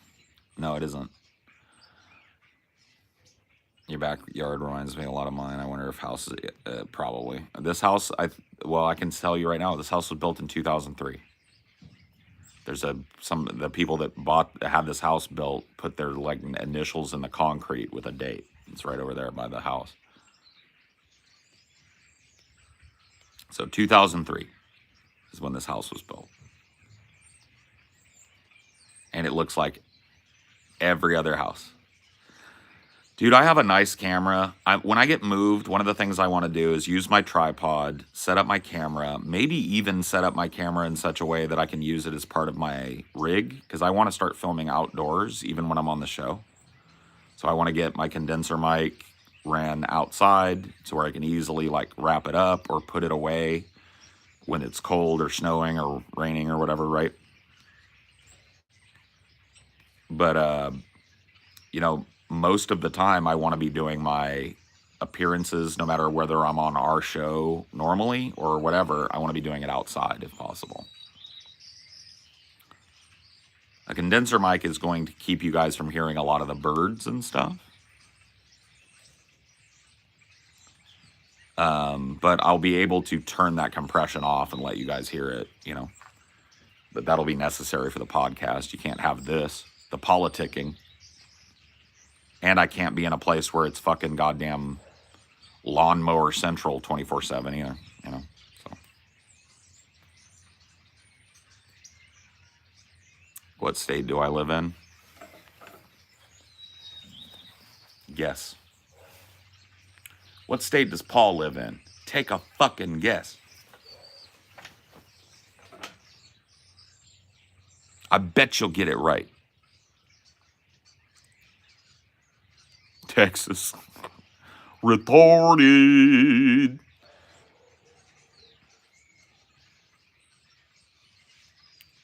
California. Get a profile pic, bitch. North Korea. Naughty priest. Can I? Will you make me like a defense minister or something? Make me your Navy commander.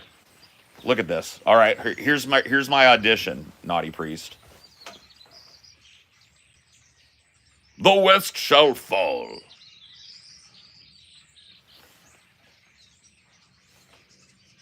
Come on. Come on. I listened to Tupac recently. His lyrics were insanely well crafted. Yes. Agreed.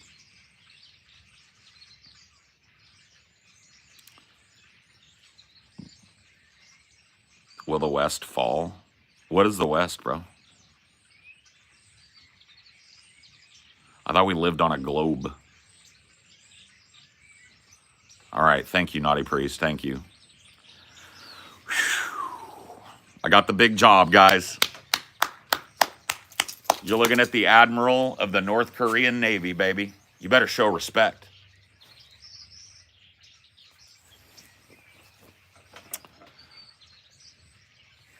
Oh, come up here. Let everybody see you. You're second in command. You're my first mate. First mate Dinor, reporting for duty, sir.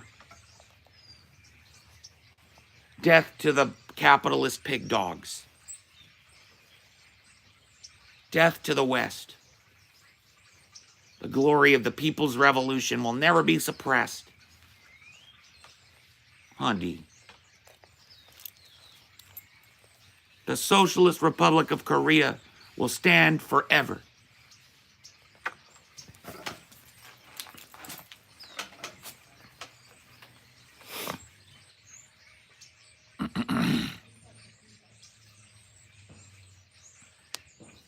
So cute.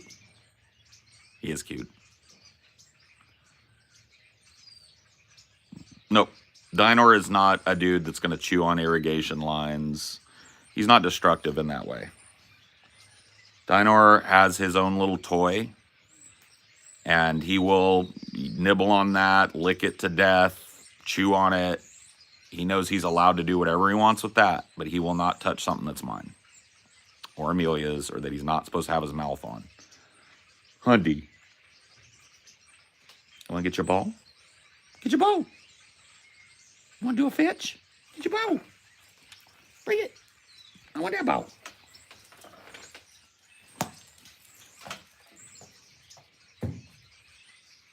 Bring that ball back. Bring that ball back. Bring that ball.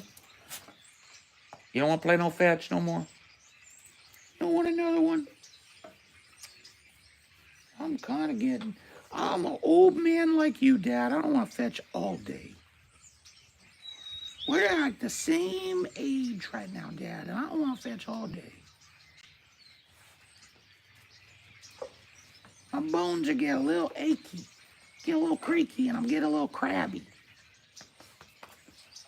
Deep.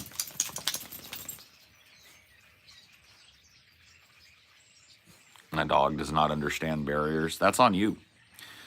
The reason Dinor is the way he is when I got Dinor, I was with another person who had a bunch of stuffed animals. And dogs will just rip the stuffing out of stuffed animals. And so when we started when he was a puppy, doing deliberate training for him to learn, this is yours, this is not. Dinor would sooner die than rip the fluff out of something that isn't his. But we instilled that in him through positive reinforcement.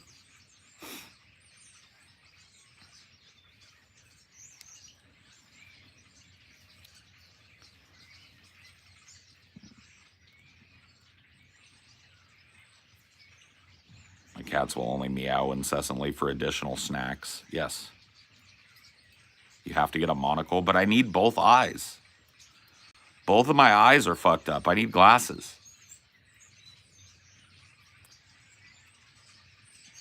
Tell me you don't know the streamer Johnny Somali. I don't.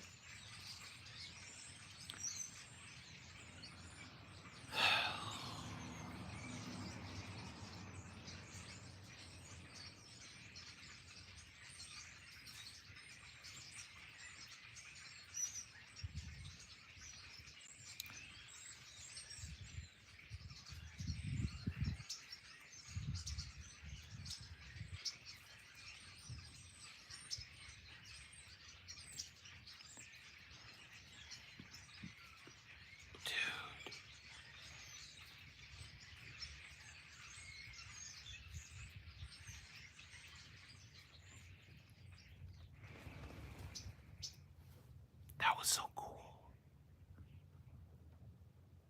Man, the Tao, though. It's like a big kiss from the Tao. Just a big reminder that this is you, right? You're a part of this. I love it. That's why I want to be out here. That's why I want to have a setup where I can do my job in this environment.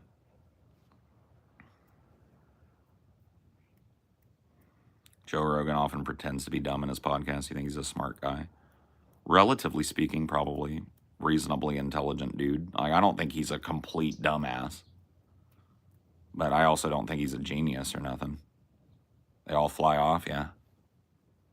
They just zipped off. Had that another tree they wanted to sit in for a while.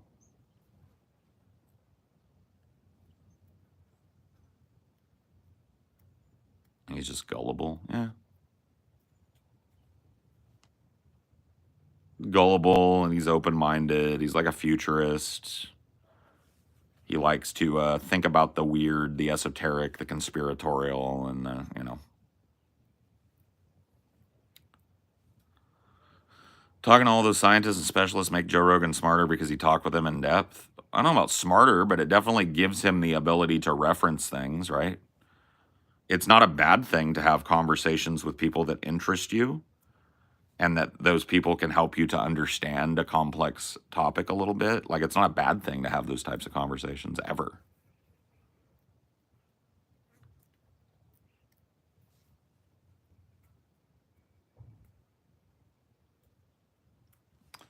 No, not really. In this area, you're going to get like house spiders, you're going to get jumping spiders, you're going to get widows, you're going to get brown recluse. None of these are huge spiders. They're pretty small spiders, by and large. No big creepy crawlies. No tarantulas or huntsmans or any of that fucking garbage. Ugh. No, no, no.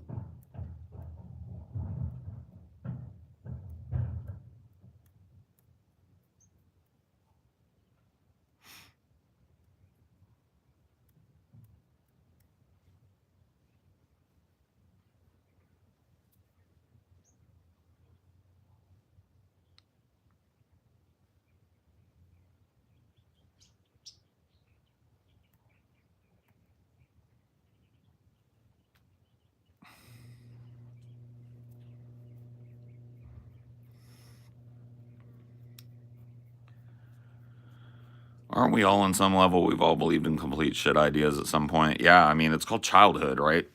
For a reason. Like, we all believed that the tooth fairy was real for a minute. We all believed the Easter bunny was real for a minute, right? And then what happened? We matured and we realized that these things are ridiculous. Some people stop there. But in my view, a human life, when it comes to honing your knowledge, is a constant reorganization of what you know to be true and what you believe to be true, right?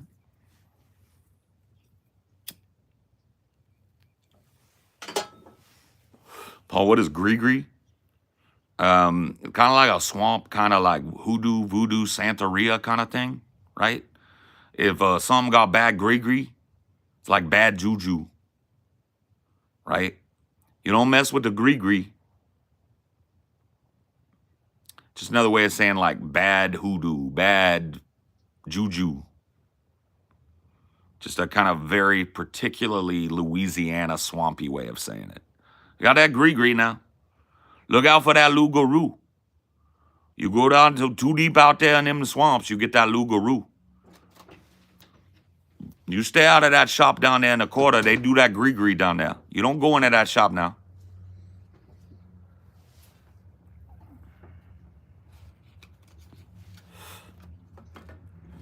I learned all about the gree-gree when I lived there, yo. You learn about that gree-gree. And you also learn how to make pretty much any word in the English language end with AUX. Go. Flow. Show. Blow.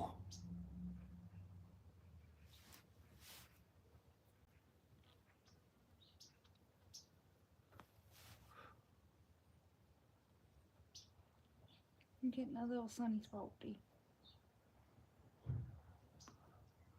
I before E, except after C. Did you ever learn that rule? I before E, except after C. But there's like a dozen exceptions at least. And W. and X, but whatever. Bo and Thibodeau, yeah. What does America do better than anybody else? Entertainment, baby. All the Canadians that are good come down Yep. here. Everybody that's good. All the good acts from all over the world come here to live and be entertainers. There's a reason for that. We do entertainment, baby. We control it. We invented it pretty much, modern version of it. We codified how it's done. We established ourselves as the world source for this shit, and we've enforced that. But yes, I agree. Other countries are starting to catch up. I don't think they're there yet, but China is really ramping up its cultural outreach and shit. It's kind of interesting. One of the things you can look at with China when you can see that it's like really making a transition and coming into its own is, of course, like, you know, China has this kind of like, they're not allowed to sell Chinese cars here. And they don't allow the import of American cars there without government permits and shit. Like the super rich can have a Range Rover if they want. The average person still wants that in China. So like 20 years ago in China, what they would do is make a complete knockoff of something that looked like and never would have been allowed to be sold in America because it's such a knockoff. So like, you know the Mercedes G-Wagon, that like real square looking thing that people ride, right? They had a Chinese version of that. They made a Chinese Porsche, a Chinese Ferrari, right? Now, Chinese cars have stopped ripping off other designs, and they've started to make their own luxury vehicles and cars from a Chinese perspective. So they're moving away from this. We're kind of like the swap meet for American stuff. We steal their shit and then we repackage it and we give it to you over here. Now they're doing their own stuff. And I believe they're right at the cusp of like maybe 10 years in to a deliberate campaign to start pushing the culture of China into the world through entertainment, music, movies, podcasts, right? Their previous leader was kind of enforcing this policy of like, keep your head down, China. Yeah. And Xi Jinping is like, fuck it, let's get in their face. Yeah, let's do it. And you got to respect it on a certain level, right? And like, so China's coming up. South Korea has started to make some really great films.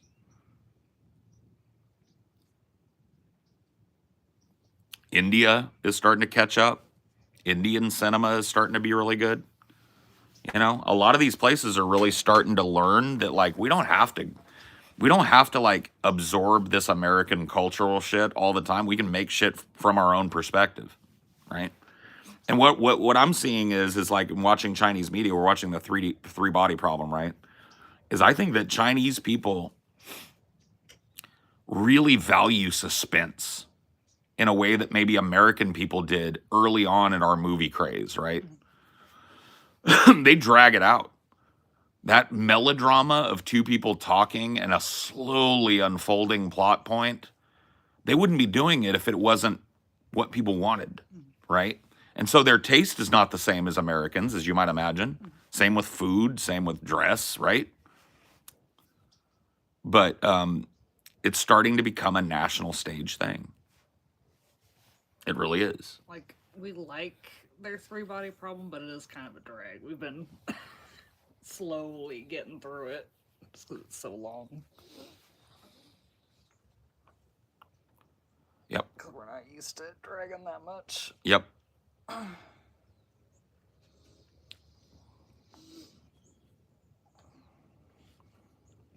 They think in longer terms. I don't know about that. They think in different terms about the individual and the state. Do you think it was the same kind of drag that one part of Wukong? Yeah. I mean, it really is. It's very much like things are going to be slow and methodical forever. And it's definitely like American movies have lost a lot of that to their detriment. But China's taken it a little far. They're going a little hard with it.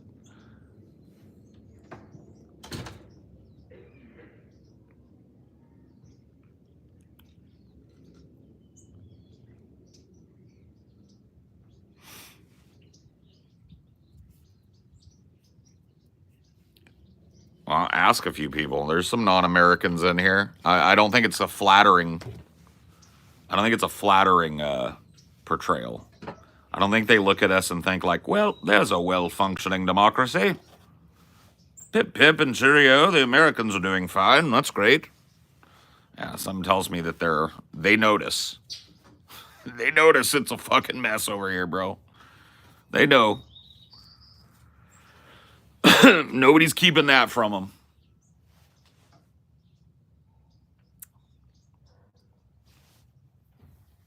What did you name your channel? The Poltergeist? I actually thought for a while about doing creepypasta stuff, just as like a little side thing, creative project. And if you go back and look on this channel, there's a playlist called Sticks in Your Mind where I did some self-written, self-performed creepypasta stuff. It was just like a creative outlet, and I thought Poltergeist was a cool name. That was it.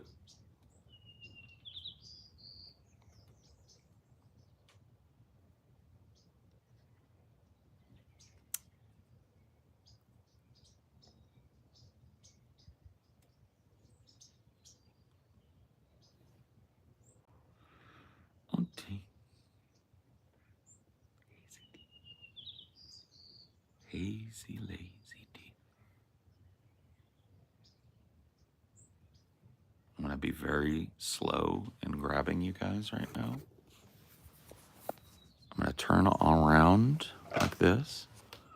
I'm going to turn the camera around so you can see Hazy, lazy D. He's so hazy. He's so lazy.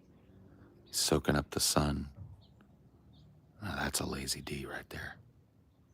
That's a hazy D right there. Look how hazy. He loves it. He loves it. Gotta be slow, though, because he'll get all excited and move. The beast himself, yeah, dude. The big dog.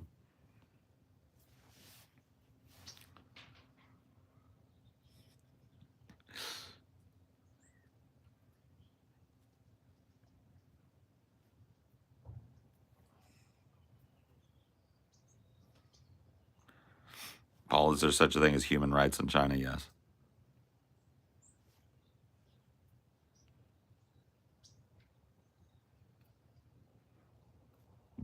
Does China respect those rights?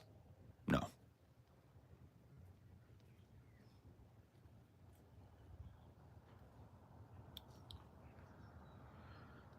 Hazy, crazy, blazy D. From the salty, salty sea.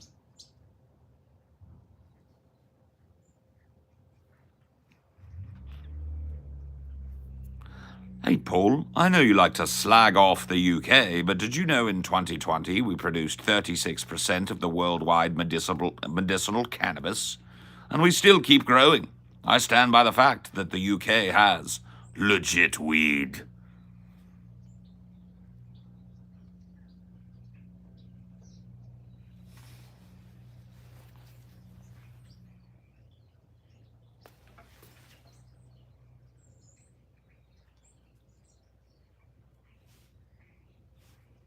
We done here?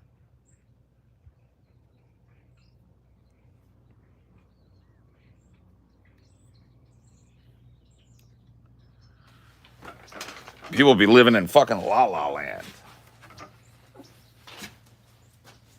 That's why I let my dogs out on the Baja, man.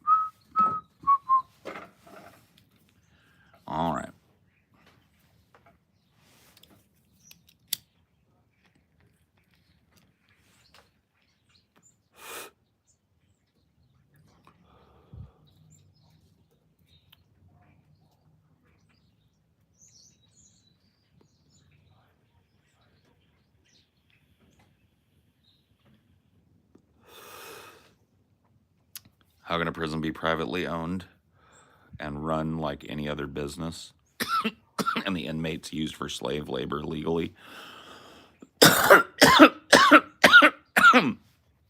Look up slavery exclusion laws. They actually made allotments in most states in their criminal code because prison labor is so akin to slavery.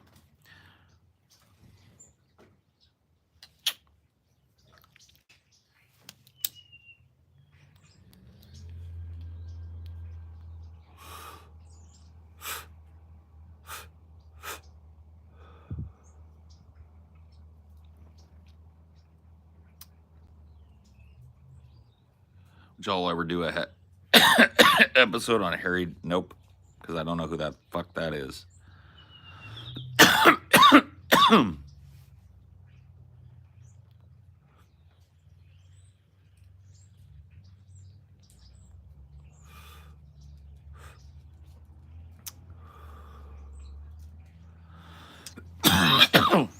Jesus.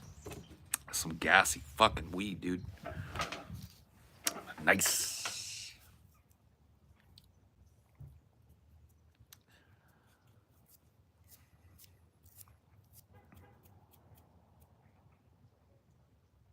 Buzz buzz. What do you think, Cheesy D?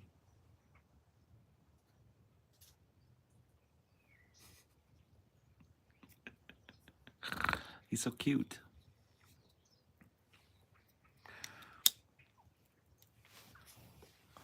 Too cute. Too cute to poot.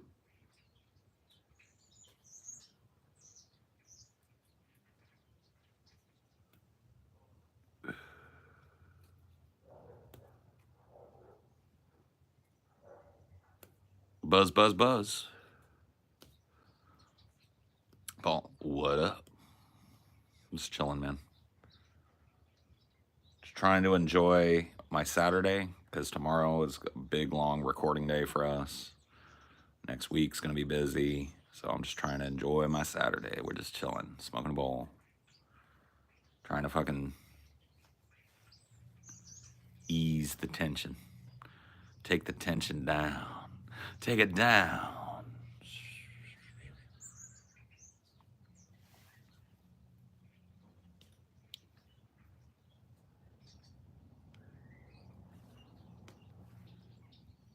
Little peepers.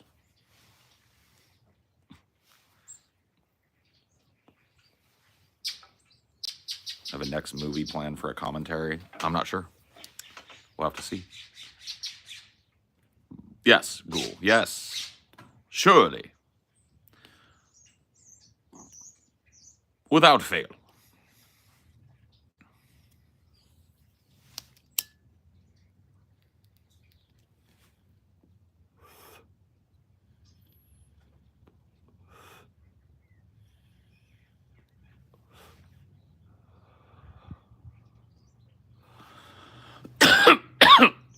The debate bro sector. It seems like it cranks out a lot of bad opinions. A lot of opinions that don't really apply in the real world and a lot of fantasy talk. Yeah, I'm not a big debate guy. Whatever. It's a good little hobby.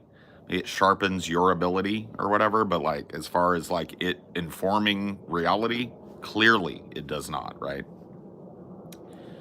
Clearly, the people that make up that kind of group are existing in a tightly sealed media bubble. I mean, they were smug as fuck. They were calling blowout. They were this, they were that, right? And now it's all just like shock and awe and attempting to be the wise sage to tell you what we need to do next. It's wild, bro. It's like people have lost the ability to do any kind of introspective analysis of what they've spent 4 fucking years doing, right? And I get it. Like from a content creator's perspective, right? I do so many of these that what I said 2 days ago is completely lost on me, right? I can get that from a certain perspective, but I know what the aggregate of my output is politically, philosophically, right? I know it doesn't deviate from what I believe to be true. And I know that it produces verifiable, quantifiable results when applied as a philosophy to the world, right? If the inverse was true, I would be right now not even making content, bro. I'd be sitting on my heels going like, where the fuck did I go so wrong? And how do I avoid this horrible feeling, this horrible, embarrassing feeling that comes with being a smug piece of shit for 4 years that existed in such a media bubble that I gassed my whole fucking audience of tens of thousands up into voting for a neoliberal who just dropped a hilarious loss to the worst president in American history. I mean, it's fucking, I would be gone from you guys. I would be gone for a couple of weeks, right? I'd figure out like how the fuck do I go forward from here? How was I wrong, and how do I make sure I'm not? Nah, these motherfuckers were live within hours of the announcement telling you what to do next after they were just comically fucking wrong for 4 years. It's the disconnect is wild to me. It's wild. Like on Twitter, I compared it to like the coach of the Cleveland Browns giving how to get to the Super Bowl advice.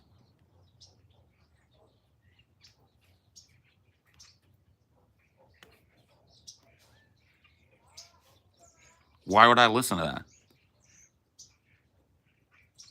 Like, if I need advice on how not to get to the Super Bowl, I might come knocking on your door. But why would I listen to your political prescriptions after this hilarious loss?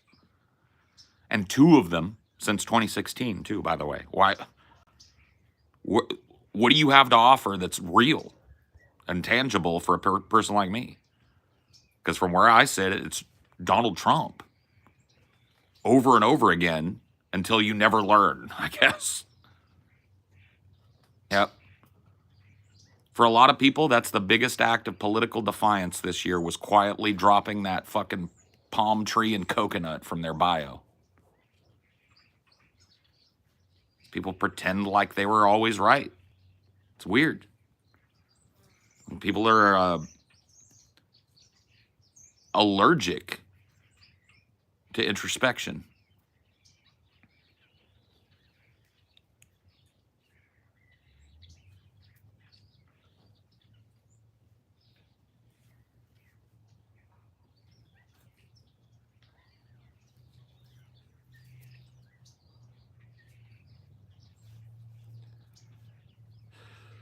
I think it'll be AOC versus Vance, or is the hype gone? Shut up. If you want to talk about 2028 and start grousing over that political cycle, go find one of these dumb motherfuckers that was wrong for 4 years. They're full of advice for how to waste your next 4 right now. I can guarantee you one or two of them is probably live right now, filled to the brim with advice on what to do now that you've wasted the last 4 years and how you ought to waste the next 4. If that's what you want to hear, find your way to it.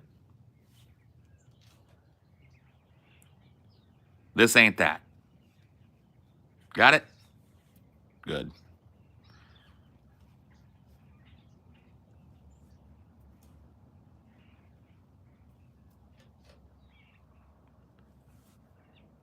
We're not going to start electoral grousing 10 fucking seconds after the election is over. It's time to suck it up and deal with it and move on and find something else to fucking think about. And that's everybody. Dude, America has been so far up the electoralism ass for so long, I don't even recognize the place. Everybody needs to just check out.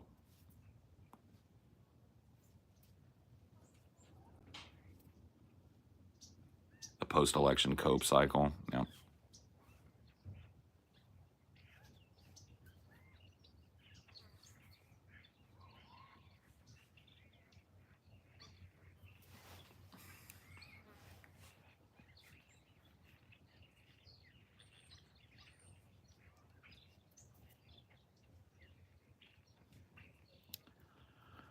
As a Canadian, it sucks because all I hear at work is Trump talk. I can't escape it. Why don't you get some fucking earplugs? Why don't you learn to tune out? Like, I just wouldn't, like, I don't know, dude. Trump talk. I don't really care, dude. You choose to tune into that shit. Here's a dude, made an alt, waited 5 minutes patiently, crisscross applesauce, and had his shit visible for under 2 seconds.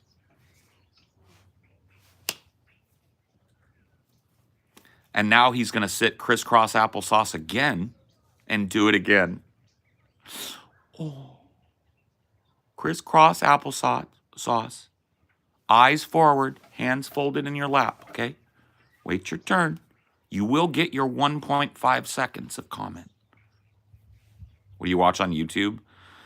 I watch like big kind of like gaming retrospective kind of things. Like I love like lore deep dive kind of stuff when I'm going to sleep if I'm going to watch YouTube.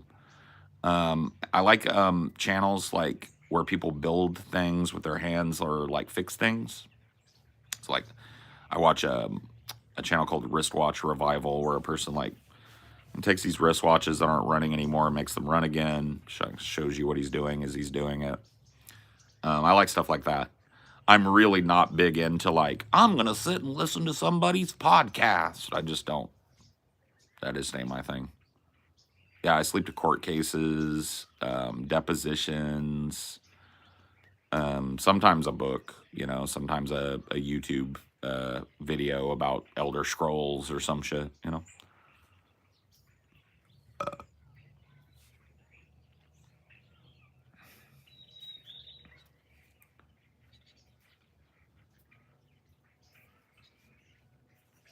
Bro, you're asking me the wrong question, bro. There ain't no difference for me, honestly, between a lunchtime and a breakfast Sammy. They all got their place. It's all about feels.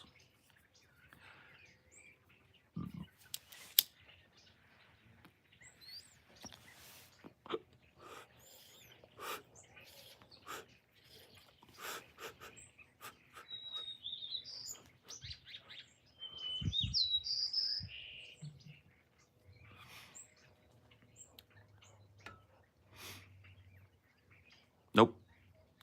See, this is why I don't like these types of questions, man, because I name 1 or 2 things that I watch on YouTube, and now if I don't say anything, it'll be 15 fucking minutes of, do you watch this channel? Do you watch this channel? Do you watch this channel? And the answer will be no, no, no, no. I just told you like the shit I watch. I do not camp YouTube. I just don't.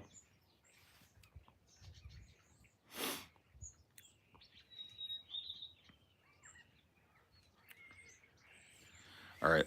I gotta go. I'll see you guys later.